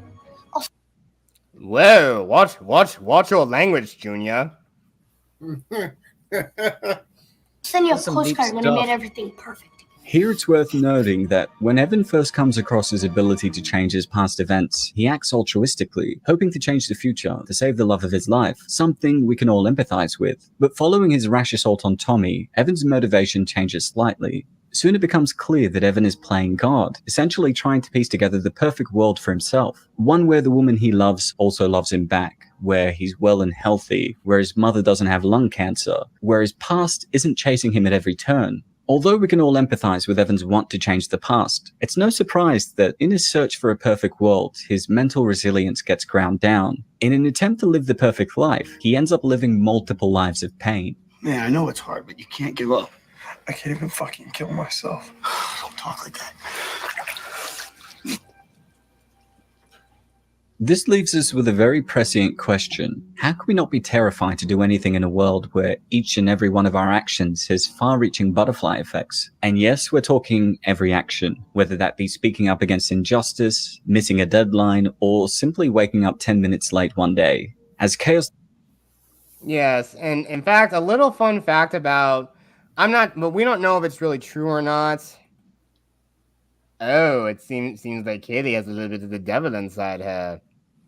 Okay, moving on. Yeah, back to the holy grenade. Ah, yes, the holy hand grenade. Ugh. No, that's actually pretty dang funny. Well, doesn't this all kind of tie back to like a bunny, isn't it?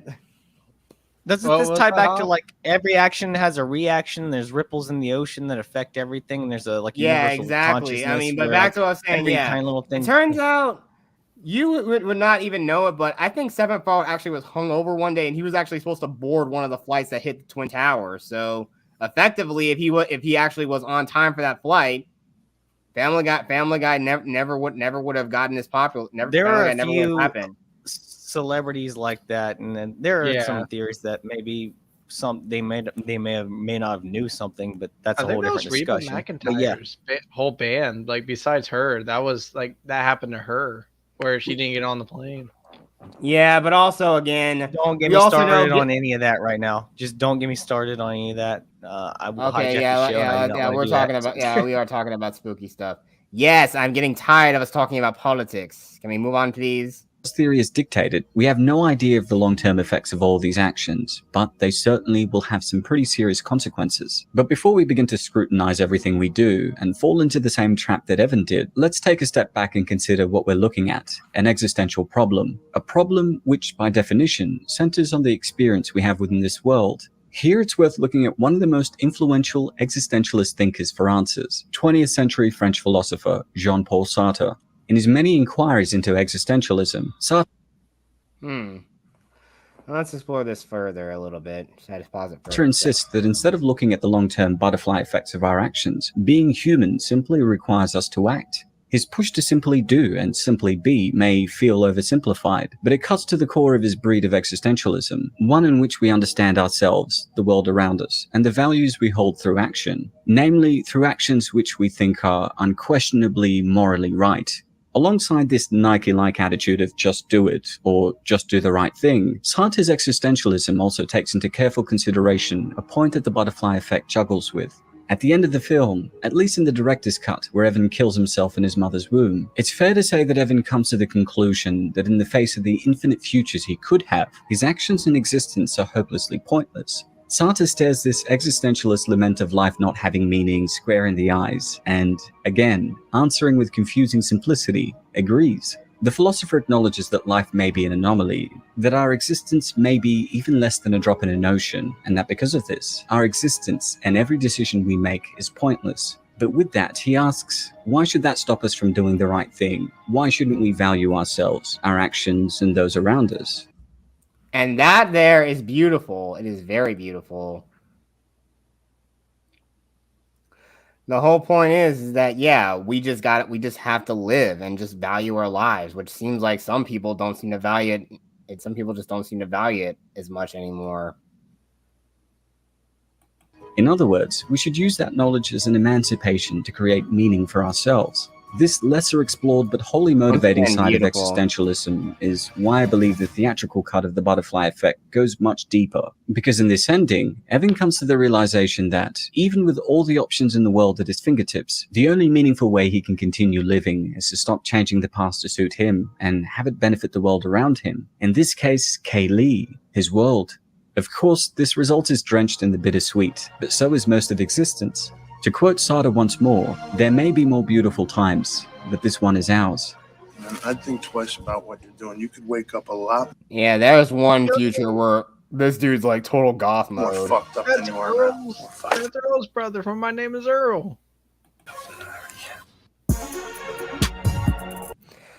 Yeah. So I've always found that's the reason why I've often found that sort of concept very interesting, and how it so relates to the story I showed you last night, Hoth, on your interview stream with me. Yeah, man, I find it interesting too, for sure, man. Like this kind of stuff, like you can never really prove anything. I mean, I have stories about like let me tell this quick story. I'm gonna head out, to be honest with you. I got a lot to do tonight. Can I tell a quick story and head out about like how things are like crazy like that? And I'll make it quick, I promise. Go ahead. Okay, so my ex-girlfriend, dude, she ordered me, and speaking of Phantasm, I'll tie this all back around. I was talking about the movie Phantasm earlier. My ex-girlfriend for Christmas, I don't know, probably like 4 or 5. This time around, we are discussing ashy slashing and soul sucking good time. Head to your local library to broaden your horizons and some. It was messing up. I don't know.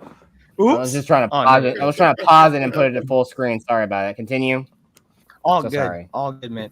So the story, I'll make this quick, like I said. So 4 or 5 years ago, when I was still with my ex-girlfriend, she bought me a Phantasm shirt for Christmas. She ordered me one. And so it came in the mail, and for some reason they gave her 2, even though she only paid for 1. So we split up, you know, blah, blah, blah. That's a whole different thing. And I got this job, and I decided to wear it to work one day because I was like basically unloading trailers. I decided to wear the one Phantasm shirt as like a work shirt or a sleep shirt, and the other one I just wear it, like keep it as like a thing, just wear it on occasion, keep that one nice. So I was leaving work one day, and my supervisor stops me, and he goes, "Hey, I like that Phantasm shirt. Me and my buddies in college used to watch that movie all the time." I was like, "Oh, that's crazy, man. That's cool." And about a week later, I got promoted to supervisor, and I've been in that position ever since, and that was about 3 years ago. But regardless, I saw him at the bar, that supervisor at the bar one night where all of us go. And it was his last night on the shift. He was moving to the night shift. And I came up to him. I was like, "Well, man, it's good working with you. I'll see you around for sure." He's like, "Yeah." He goes, "Man, do you know why I promoted you?" And I said, "No." And he goes, it's because you were wearing that Phantasm shirt that one day. I was like, holy crap, that's insane. That just like, I mean, I was a good worker too, just to be honest, but I think that like that thing that he related to was like he connected with me on that and knew I was like a decent, like I was part of like something that he wasn't, like a guy he was or whatever. And man, it's just weird how little things like that you don't know are going to add up later on, years in life, happen. And that's a true story, man. I wouldn't be in the position I am today in my job if I didn't just happen to wear a Phantasm shirt that I would have never worn if I hadn't had two of them to work. That's my story. All right, and that's a good thing. I'm glad you could bring that up, Hoth. And it was great to finally have you on for the first time ever on the usual show called Talking Pinheads, but it's called Talking Cenobites because of the Halloween season. Yes, and don't you forget send me a message when you're having these, and I'll try to join as often as I can. It's been a fun conversation for sure, man. Thanks for having me on, and it's nice to meet the other guys here, Bear64 and Drew. Cheers to you guys. And I'm going to work on that clip tonight, Jet, and I'm definitely going to give you full credit for a decent plug that I did not get to give you at the end of the last stream, and I apologize for that. And that's perfectly fine, but I know, and that's the whole thing. I still think that's like the best thing that I'm glad. And again, I want to say to you, congrats on reaching 100 subscribers on this channel. Oh, well, congrats. Yeah, what's up? Sorry, am I muted or something or? No, it cut out for just a second on my end. I'm sorry. Might be my headphone. Yeah, but again, congrats on 100 subscribers. I think that last one you did is what finally got you up to 100 there. It did, man. I thank you for that. I don't know if I helped you at all.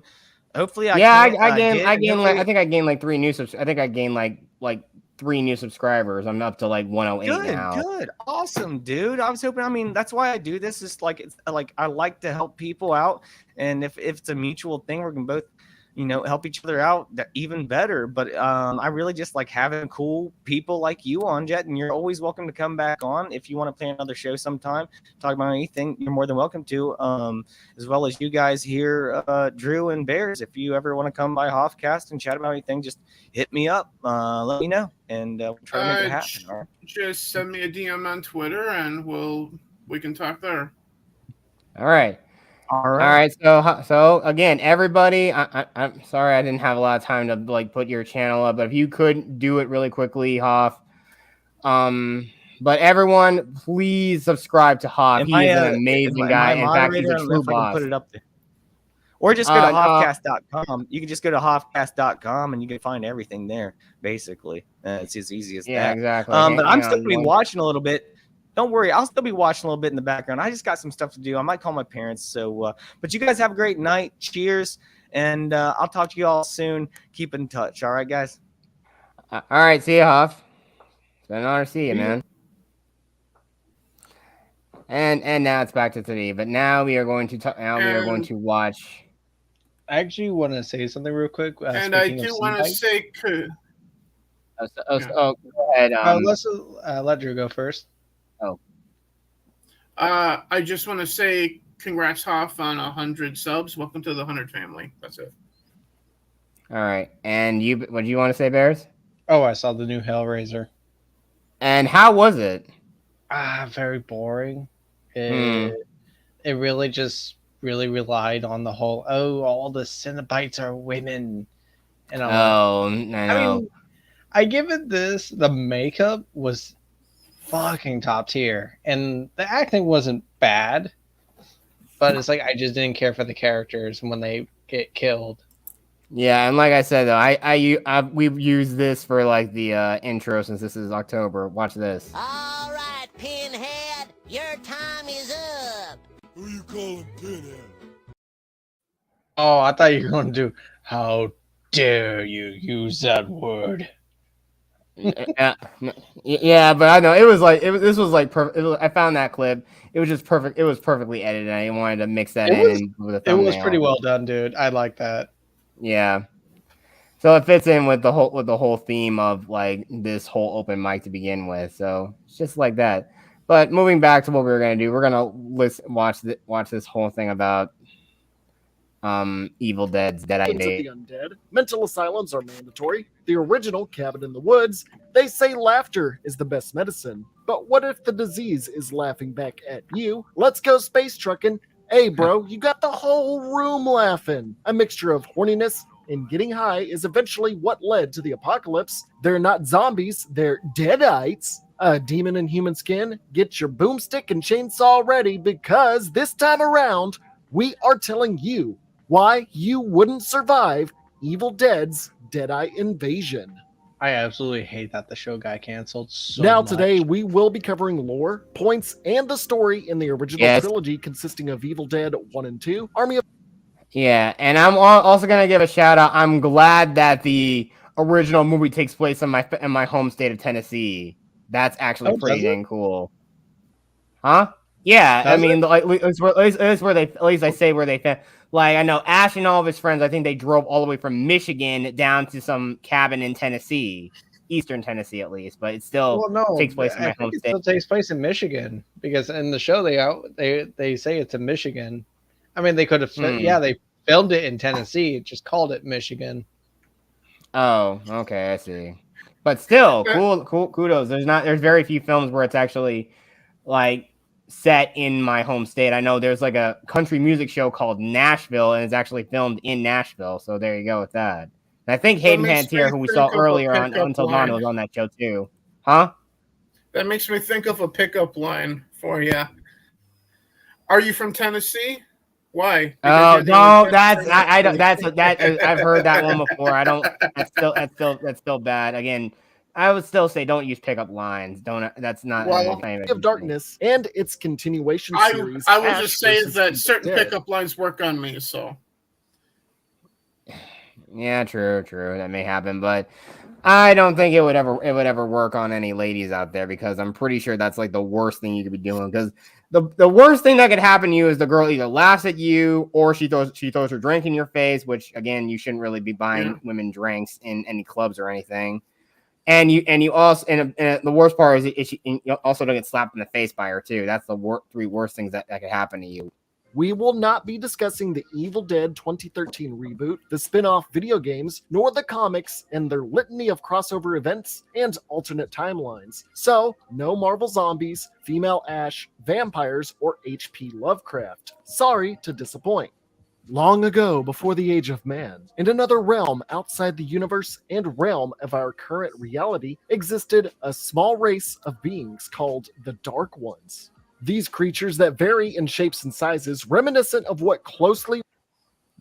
Did someone say Dark One?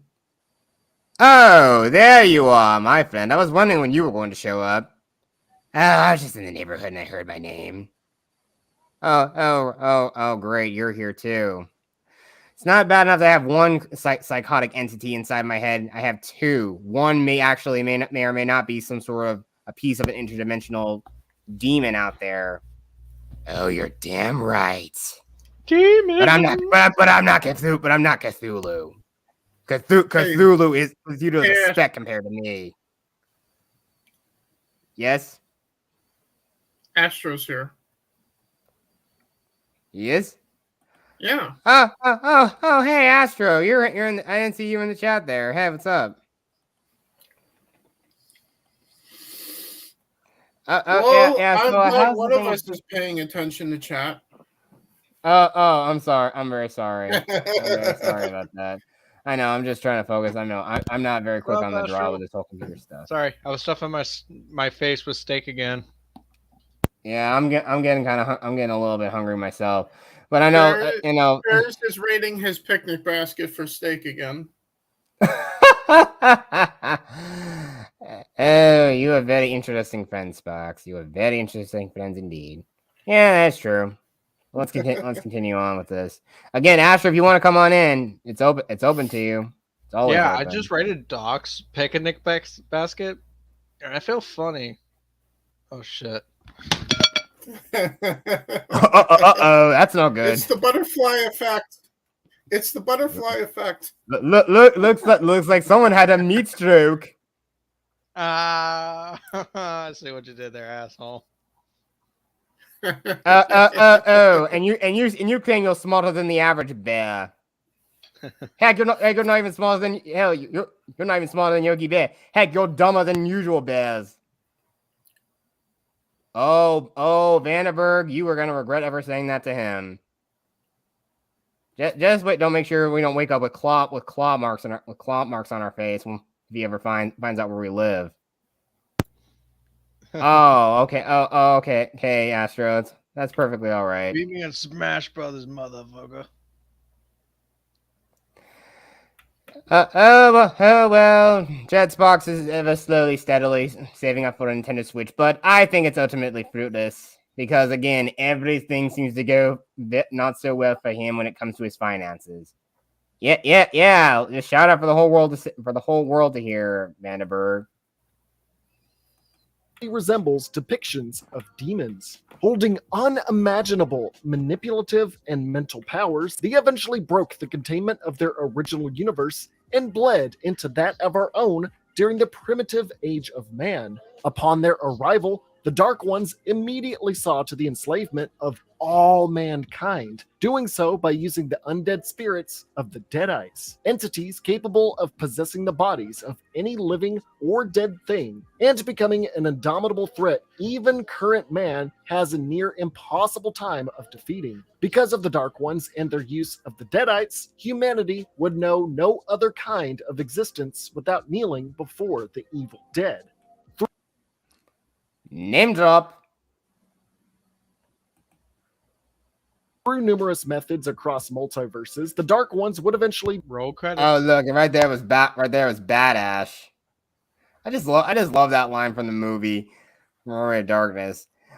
Who are you? Are you me? Who are you? Are you me? You sound like a jerk when you say that. Simple. I'm badass, and you're good ass. You're nothing but a goody little tissues. They actually do a lot of the duplicate ashes throughout the whole series. Especially the tiny ashes. Yeah, where he breaks the mirror. Like I think it started in Army of Darkness and then continued on, and like it does it like 2 or 3 times in the show. Be banished to another realm known as the Mirror Dimension along with these Deadites so that mankind could flourish and prosper on Earth for millennia. Despite these beings being confined to another reality, their influence I'm gonna backtrack it a little bit. Yeah, that chick there, that's technically supposed to be Linda. I don't even know. Like, I know Linda was his girlfriend in the first movie, and they're apparently, I know they changed the actress up, and there was another girl named Linda in Evil Dead 2. So he fell in love with 2 girls, with 2 completely different women with the exact same name. Really kind of sounds like you really aren't really over your ex. If you literally sought out a girl with the exact same name as your previous girlfriend. Holy shit. That scar on his chin is actually still in the show, I think. Really? Despite these beings being confined to another reality, their influence would still have long-reaching and lasting effects at the development of man. Their manipulative presence being felt numerous times in our world's history, causing the Black Death, and even with implications stating that the Dark Ones influenced infamous figures like Adolf Hitler.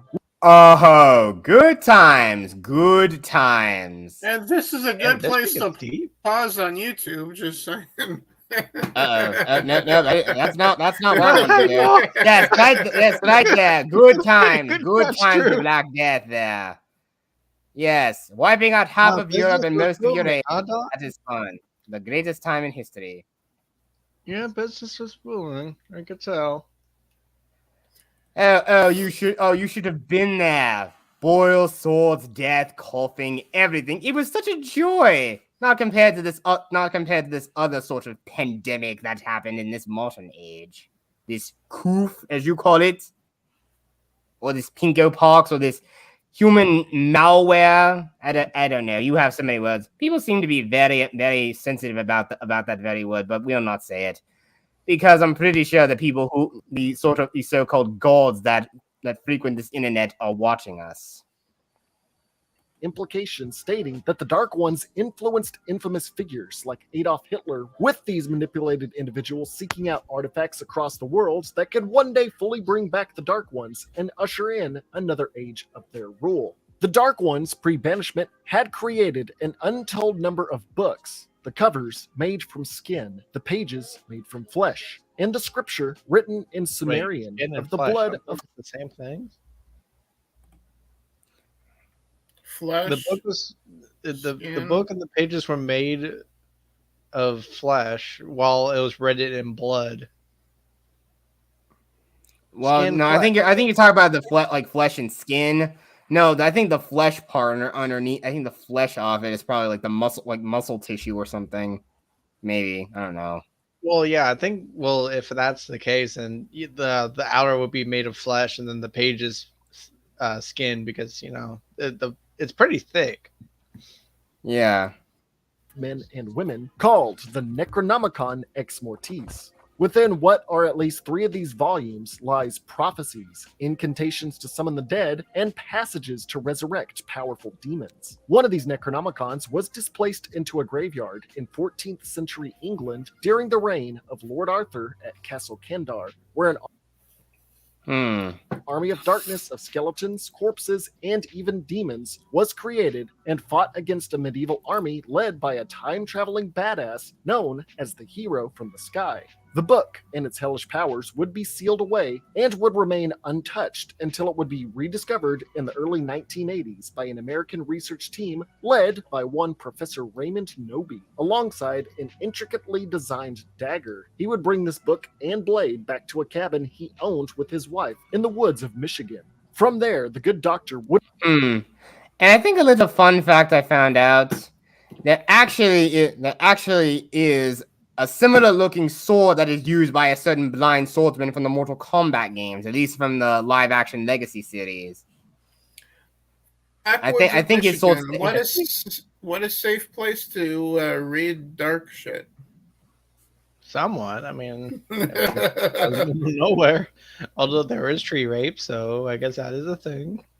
Well, yeah, we don't condone this evil God Susan. We don't condone such words here. We don't. Does that explain what happened to the city of Detroit, then? If it was covered in vines, I wouldn't be surprised. But then again, most of the population has been in decline for years. But oh my god, it makes you wonder. Going off a little bit, like a little happy optimism here. Why don't they just carve out those old buildings and turn them into greenhouses or something? That way you could bring the population back and the city would be self-sufficient. Kathy is saying "Hold Me Closer, Necromancer." I kind of want to sing it in the way of Elton John. Yeah. Hold me closer, Necromancer. Tiny dancer, yeah. Oh, Kathy. That would be such a lovely tune. We could dance to under the moonlight. I welcome it. You know what, Lori? Like, no, if you just rolled her eyes just enough, she will look exactly like a deadite. Oh no, I don't. Oh, I don't. No, I don't. No, don't want that. Yeah, maybe. That explains a lot about the city of Chicago. No. You mean the woman that actually looks like a shrunken head from that movie Beetlejuice?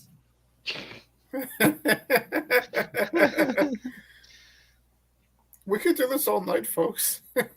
Yeah, we can. Yes, we could, but we'll probably go for another maybe an hour and a half, maybe. I mean, the roasts are as tasty as the steak I had, so let's go. Horrific looking book, reading out its passages and recording them as he delved more and more, unknowingly summoning the trigger for what would become a recurring nightmare in our world frequently until society would be led to its eventual destruction, as Ash fought back against them, living, dying, losing, winning, heading to the past, coming back to the future, getting handy, going insane, killing, laughing, killing some more, watching some people switch teams to the deadite side faster than the internet changes their opinions about internet personalities, and dealing with Monty Python and Mad Max levels of zombie deadite invasions. Now, there is plenty more in terms of lore and chronically the adventures and escapades of Ashley J. Williams. Wait, his name is Ashley? Isn't that the girl's name? That is bizarre. Yeah, that's why he shorted it to just the Ash. But yes, his actual name is Ashley. Yes, that would seem less intimidating. Oh, you get a lot more hello, backstory. Ashley. Are you get a lot of backstory to Ash in the show? It's so good. Well, I think I only really figured that out only because of like Dead by Daylight. I actually got him when I still played the game.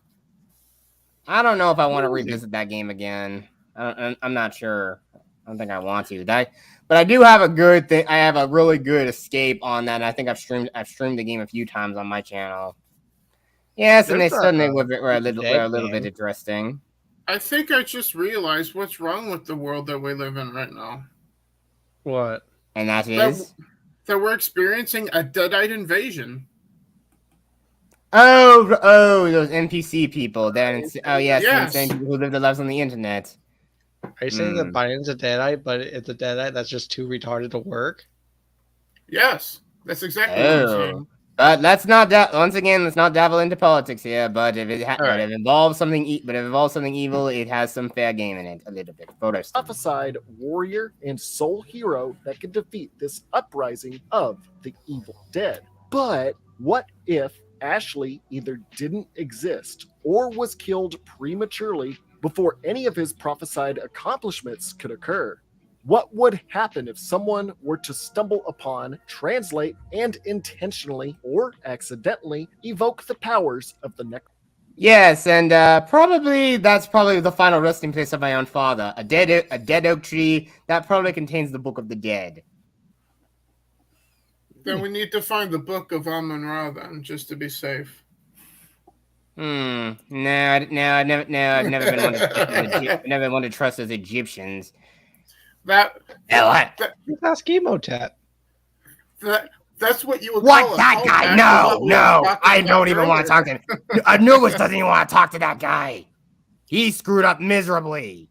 He even told me that man was not fit to wield and summon his army. He wasn't fit to lead it at all. You want to know what Anubis did to him? He basically burned him alive with his own eyeballs. Well, I live in the underground. I could just ask Anubis because he's sitting right here. What do you think, Anubis? He's sleeping, so I'm not going to wake him up right now.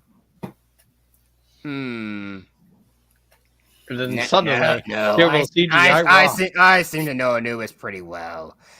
Yeah, I always know never to disturb him. Yeah.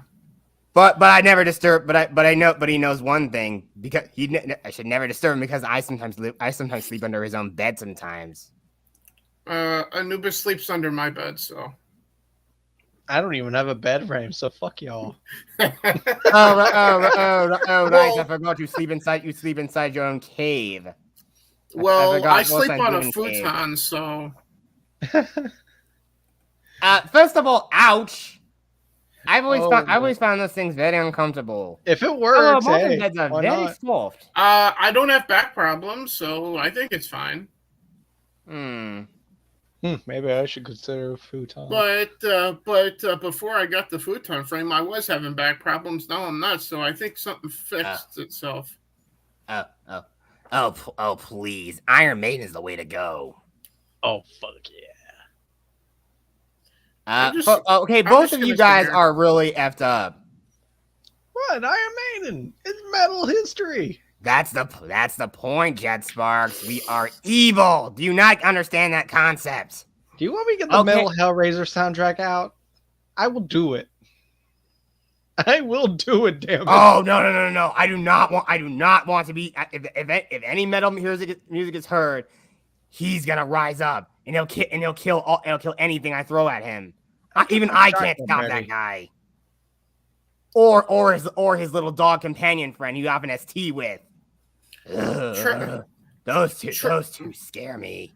I never thought anything so cute could scare me. Trust me, Dr. Ian, if I ever want to get anything pierced, trust me, I'll go seek you out. But until then, I'm not into self-mutilation.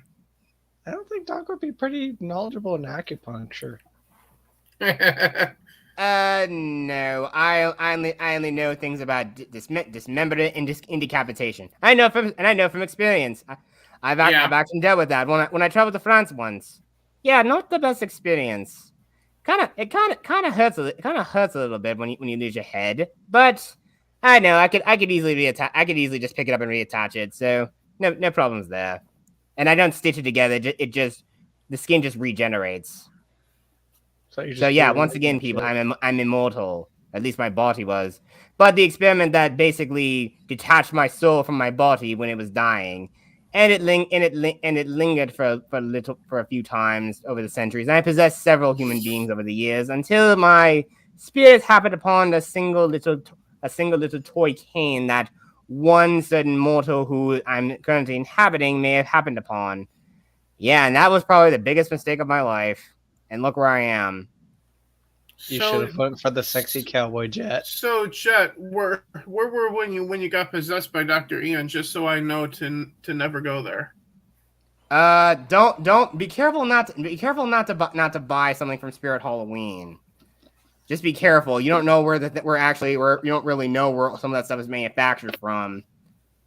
So what, you're telling me the Spirit of Halloween actually has spirits in those things? No, I'm talking about that costume store where most people can buy costumes online. That's kind of where I got the Plague Doctor costume. But also, I didn't have the cane, but last year I actually bought it, and unfortunately this happened. And unfortunately that happened and led to finding out that there was an evil immortal Plague Doctor trapped inside it. And now it's like actual stores. Well, good. I think I'm safe then because I buy my shit from Target. So. I actually got a Halo helmet from Target for $10 because the costume was missing. Target? No wonder. Oh, and by the way, the other person speaking inside Jetbox's head is actually another demon that he may not have come up, but also conjured into existence.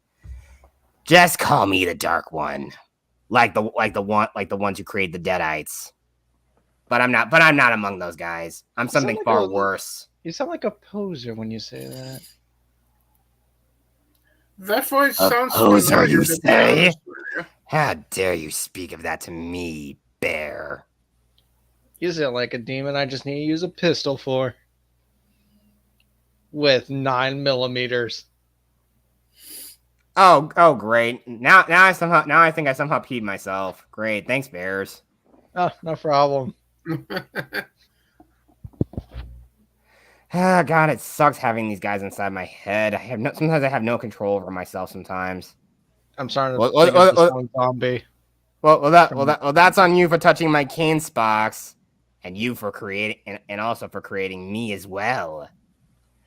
Again, you both suck hard. Chronomicon Ex Mortis. Whether or not someone who discovered the book knows its intentions or not, any human stumbling upon and using this text will have no way of using its powers to their evil advantage. Instead, they are basically cracking the dam open while standing in front of it, waiting for the torrential flood to carry them away. And, as this professor says, the book itself is harmless, unless wielded by someone either very evil or very stupid. And don't we all know a majority of us and mankind falls in either one or both of these categories? Yes, modern humanity is very stupid.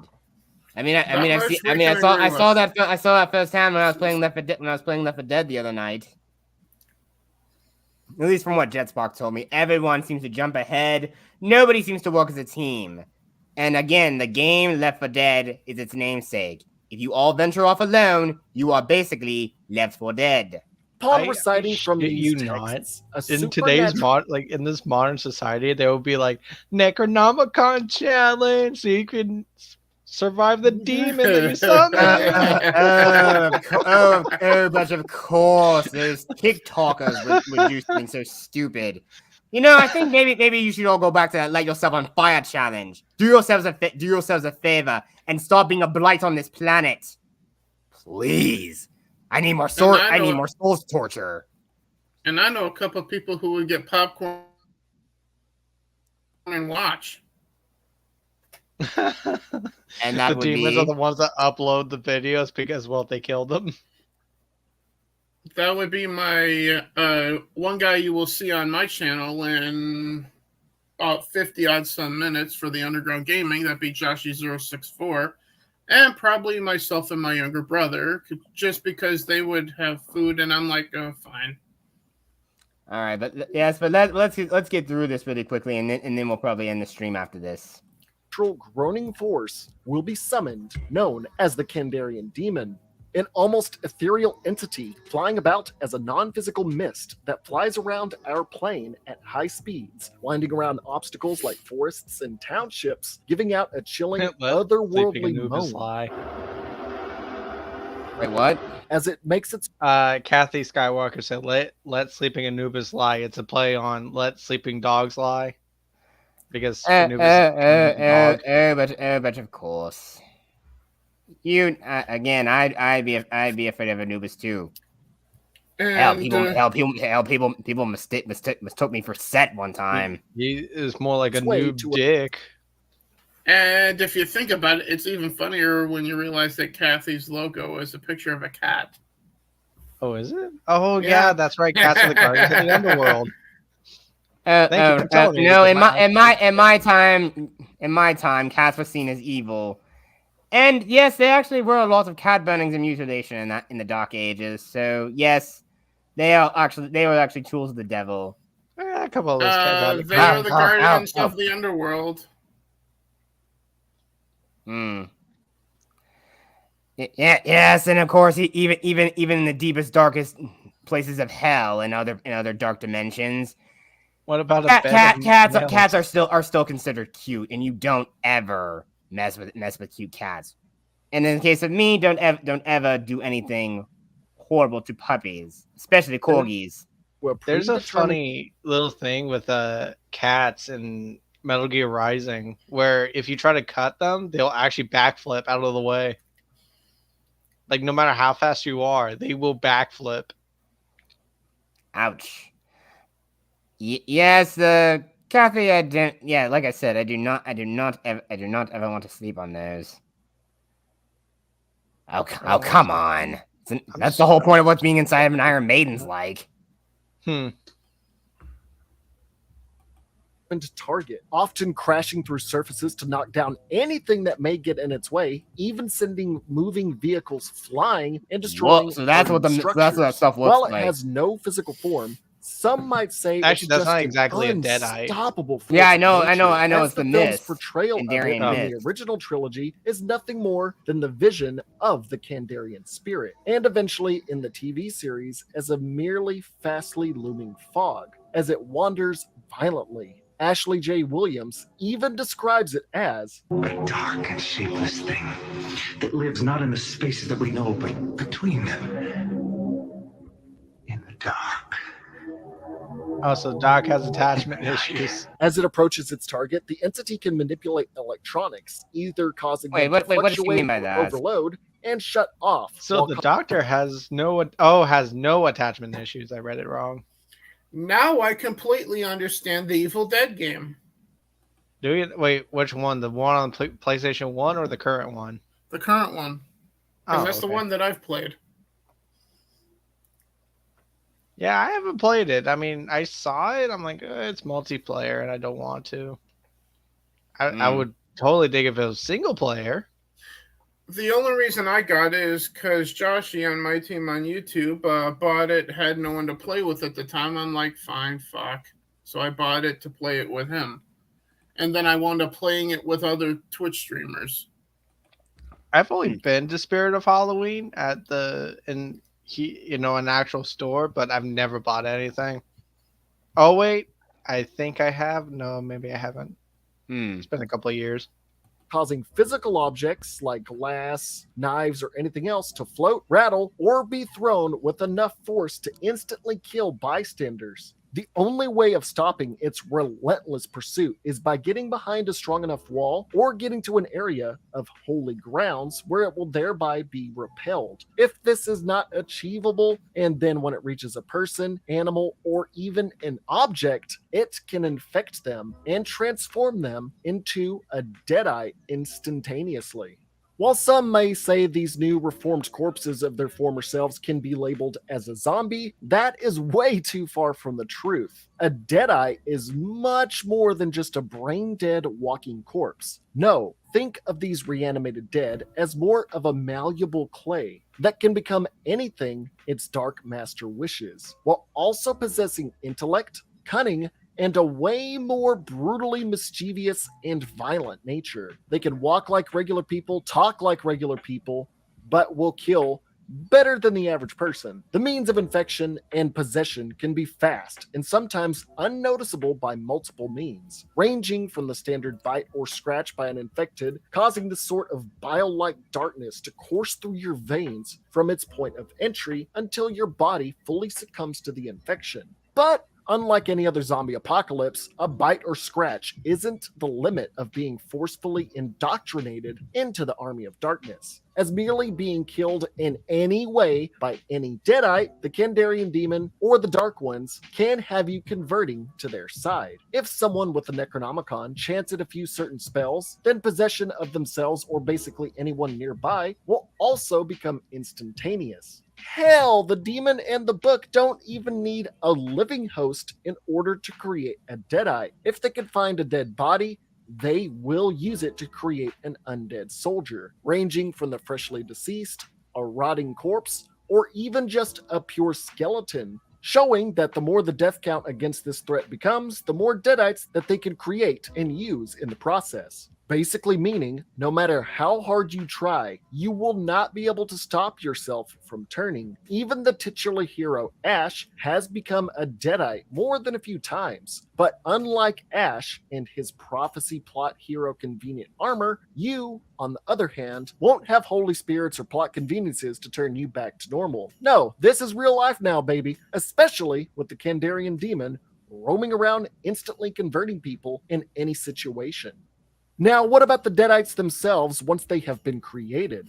What exactly makes them such a threat beyond their means of infection? Well, their insane levels of durability, strength, and dexterity are also a huge factor into your non-survival. There must I just remember that scene.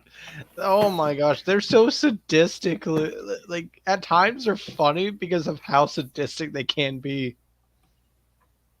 Mm-hmm. Yes, but that makes you wonder: could your great savior, the Doomslayer, handle these buggers?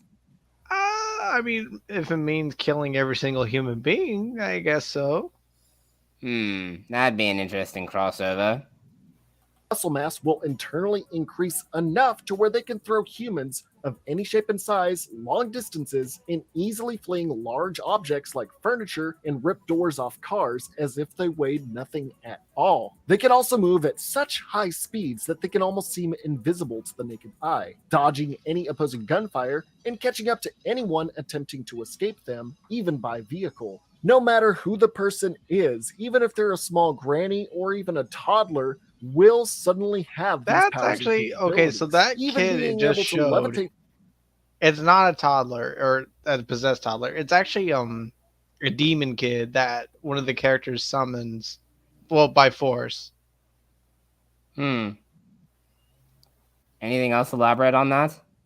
Oh, I guess yeah. Like so in this was I just saw this episode. So like they cut out the face of the book with the dagger, and then the face of the book goes onto one of the characters named Pablo. Then the character is one of the dark ones named Ruby. She starts doing all this fucking voodoo shit, and like he barfs out those kids. Ew. That's Delilah. Areas or avoid gunfire. Wait. Delilah. Huh.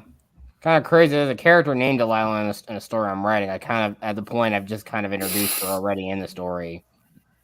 Hey there, Unlike normal zombies, they have a high level of intellect and will see to using any weapon they can find, like chainsaws, machetes, or even shards of glass, or even their newly developed elongated claws Yeah, there's or still like jagged, another good rotting, sharpened 30 teeth minutes, to tear 10 minutes of open this and video. eviscerate their victims. And I wanted In order like to use them as puppets, they will use their hands to literally use your body as a puppet. They also have the ability to shapeshift their form in order to gain the upper hand in just about any direct encounter, giving themselves adhesive palms and feet in order to cling yeah, to but we can walls go and into the whole. Let's surfaces, go to the being part able to why manipulate you the head wouldn't as if you were survive. possessed by the Exorcist, grow giant bat-like wings in order to fly around landscapes and high speeds and swoop down on prey, extending their neck out and disfiguring their face to become Let's skip to this part. to pull you in. Never way of you coming back to your body. When you are killed by a deadite, as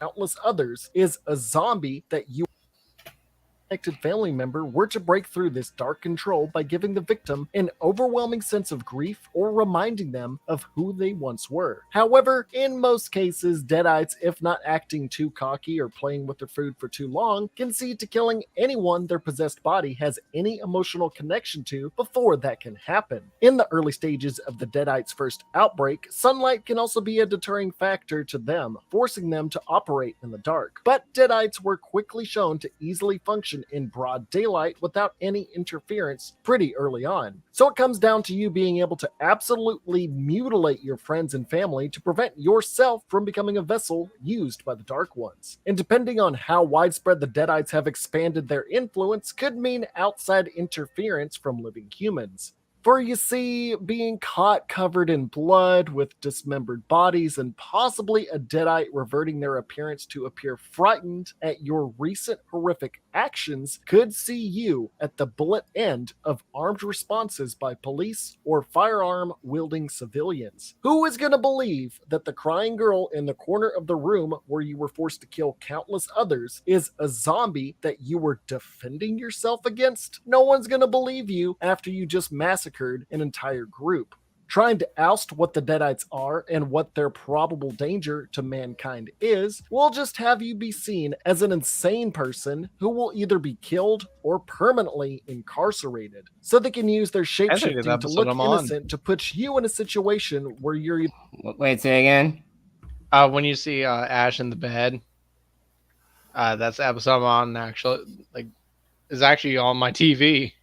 They're going to die, or you're going to be incapacitated and can do nothing about the spread of the deadites. Whether it be a solitary incident or a widespread doomsday event, the spread of the deadites is nearly unstoppable in their hive-minded but discreet attack on the wider population. They can also possess inanimate objects like toys, trees, knickknacks on your walls, basically anything you can set your eyes on, converting their mass to a more bloodied and human-like organic form in order to either further distract you, send you on your way to insanity, or kill and turn any nearby survivors. Toys and puppets suddenly springing to life to gouge out your throat, or gigantic trees and fauna using their branches and roots to bind you and easily choke you out and rip you apart in order to make further deadite soldiers. Anything around you could be a newly formed deadite. But the deadites are not the only threat when the Dark Ones come looking in our reality. Your phone. Merely having your physical body killed isn't the death of your death by torment, modern technology. because, as we discussed I earlier, figured there it was is only a a matter of way time. of you coming back to your body. And I When you are figured killed by a people deadite, being has the mindlessly chance that looking they at those will things already turn them swallow into your zombies already as it soul. is. Your soul will be sent somewhere. So many known jokes as the about mirror cell phones just dimension. flooded A my brain, dimension but I'm not going to say them on your channel yet. Yes, and please, yes, please don't. Nearly identical to ours, but with a more ominous aura, as other newly murdered survivors around you will frantically search for a way out. In this dimension, a shadowy mass will be lurking around for any lost souls, and if found, will pull them into a black hole with dozens of dead hands reaching out from it to pull you in, never to be seen again. So when you are killed, your soul will enter a veritable purgatory that looks just like the location of where you just perished. But each and every door is locked tight to prevent your escape as you try to find safety. slowly losing your sanity as this dark figure sleuths you out, only to eventually have your very soul eradicated and cascaded into a dark void. There is no way of escaping this dimension once you are there, except by the methods of the Dark Ones and those who have cooperatively worked with them. Through the use of the Necronomicon Ex Mortis, many, many more deadly and destructive forces like demons can be reckoned with going forward as well, as seen with the Demon of the Mind, What is Elegos. normal? In its somewhat physical form, I don't know, it can Kathy. fade in and out of reality in blinks in order to drop in on a victim to knock them around with great force. Its most terrifying abilities, though, are ones of psychokinesis, allowing it to levitate and throw projectiles at high speeds, even glass shards to impale and kill victims from afar. Its mental powers also allow it to burst synapses in one's mind in order to control them, making their victims believe they are attacking the demon when in actuality they are assaulting their own allies, basically turning you against others, making you believe you're fighting evil. Elegos. Wow, that. Oh yeah, this demon is no joke. It's actually like they say it's the weaker one, like the weakest one in the book. Huh. That takes me back to the game and what my favorite part of the Evil Dead game, which is the newest one that I'm obviously talking about, is, and that's playing as this particular demon and taking control of my friends, making them fight each other is my favorite part. Oh man, that sounds overpowered. I love it. Since it's going all over the place in the comics, did you really think you could survive this onslaught? Incantations and knowledge behind it, behind a language that has been long lost to humanity, would be too much to fully unearth before the Yes, I know. I'm sort of skimming through this because I think we all might need to get going, especially you, Drew. Yeah. But with that being said, I'm glad that everyone could enjoy us for talking Cenobites for week 2, and we shall see you all next time. Before we go, first off, let's do some plugging, shall we? If I can pull some things up. Give me one moment. There we go. Now, let's see. Where can we find you, Bears? You can find me on YouTube with the same name, and then on Twitter, Bears_64. And I am doing a Dead Space playthrough. There's a Series X version of Dead Space coming soon too. Oh, dude, it looks really good, and it looks like they updated the engine as well. Take notes, Naughty Dog. That's a remake. If you want the jokes about cell phones, stay tuned for if or when next time we do Breaking Rocks on YouTube, Jet. I'll do them on my channel because that's the safest place is underground to do those jokes. And also let me post another thing here. Nothing here. Hold on. We copy and we paste it here. Because I've done jokes worse than the ones in my head about cell phones and things like that. Possessed cell phones and whatnot. On my second channel anyway. In reality, the cell phones possess us. Yes, and Drew, where can everyone find you as well? You can find me in just a little over 35 minutes or so on my main channel, Drew Underground Gaming, where we will do our Underground Gaming podcast by 8. We start at 8 p.m. tonight to talk about Games with Gold, PlayStation Plus, apparently Skyrim Anniversary Edition going to the Nintendo Switch. How and why, I don't know. But for $70 fucking dollars. Oh gosh, that's so stupid. Yeah. And also Cyberpunk 2077 is actually getting a sequel now. It literally got second win just for waifu because of waifus. Yeah. So we'll be talking about that and anything else that Joshy and my younger brother come up with that they want to talk about gaming wise. So, all right. And then after that, tomorrow night, I'll be watching the Sunday Night Football game which is the Bengals and Ravens, live on my second channel, Drew That Underground, on YouTube. You can also find me on Twitch as Drew That Underground. It's misspelled for the time being for the next few months, so it's Drew That Underground Gams, Gams. I fucked up. Yeah. And you can find me on Twitter as Dat_Drew, because I'm the only Drew that matters. Indeed. And indeed, thank you all for joining us on Talking Cenobites for week 2. We'll be back next week for week 3. And we will be doing this. The last episode will be on the 29th, just before Halloween, which sadly will be on a Monday this year. And everybody hates Mondays. So that being said, everyone have a spooky day, everyone. Boo.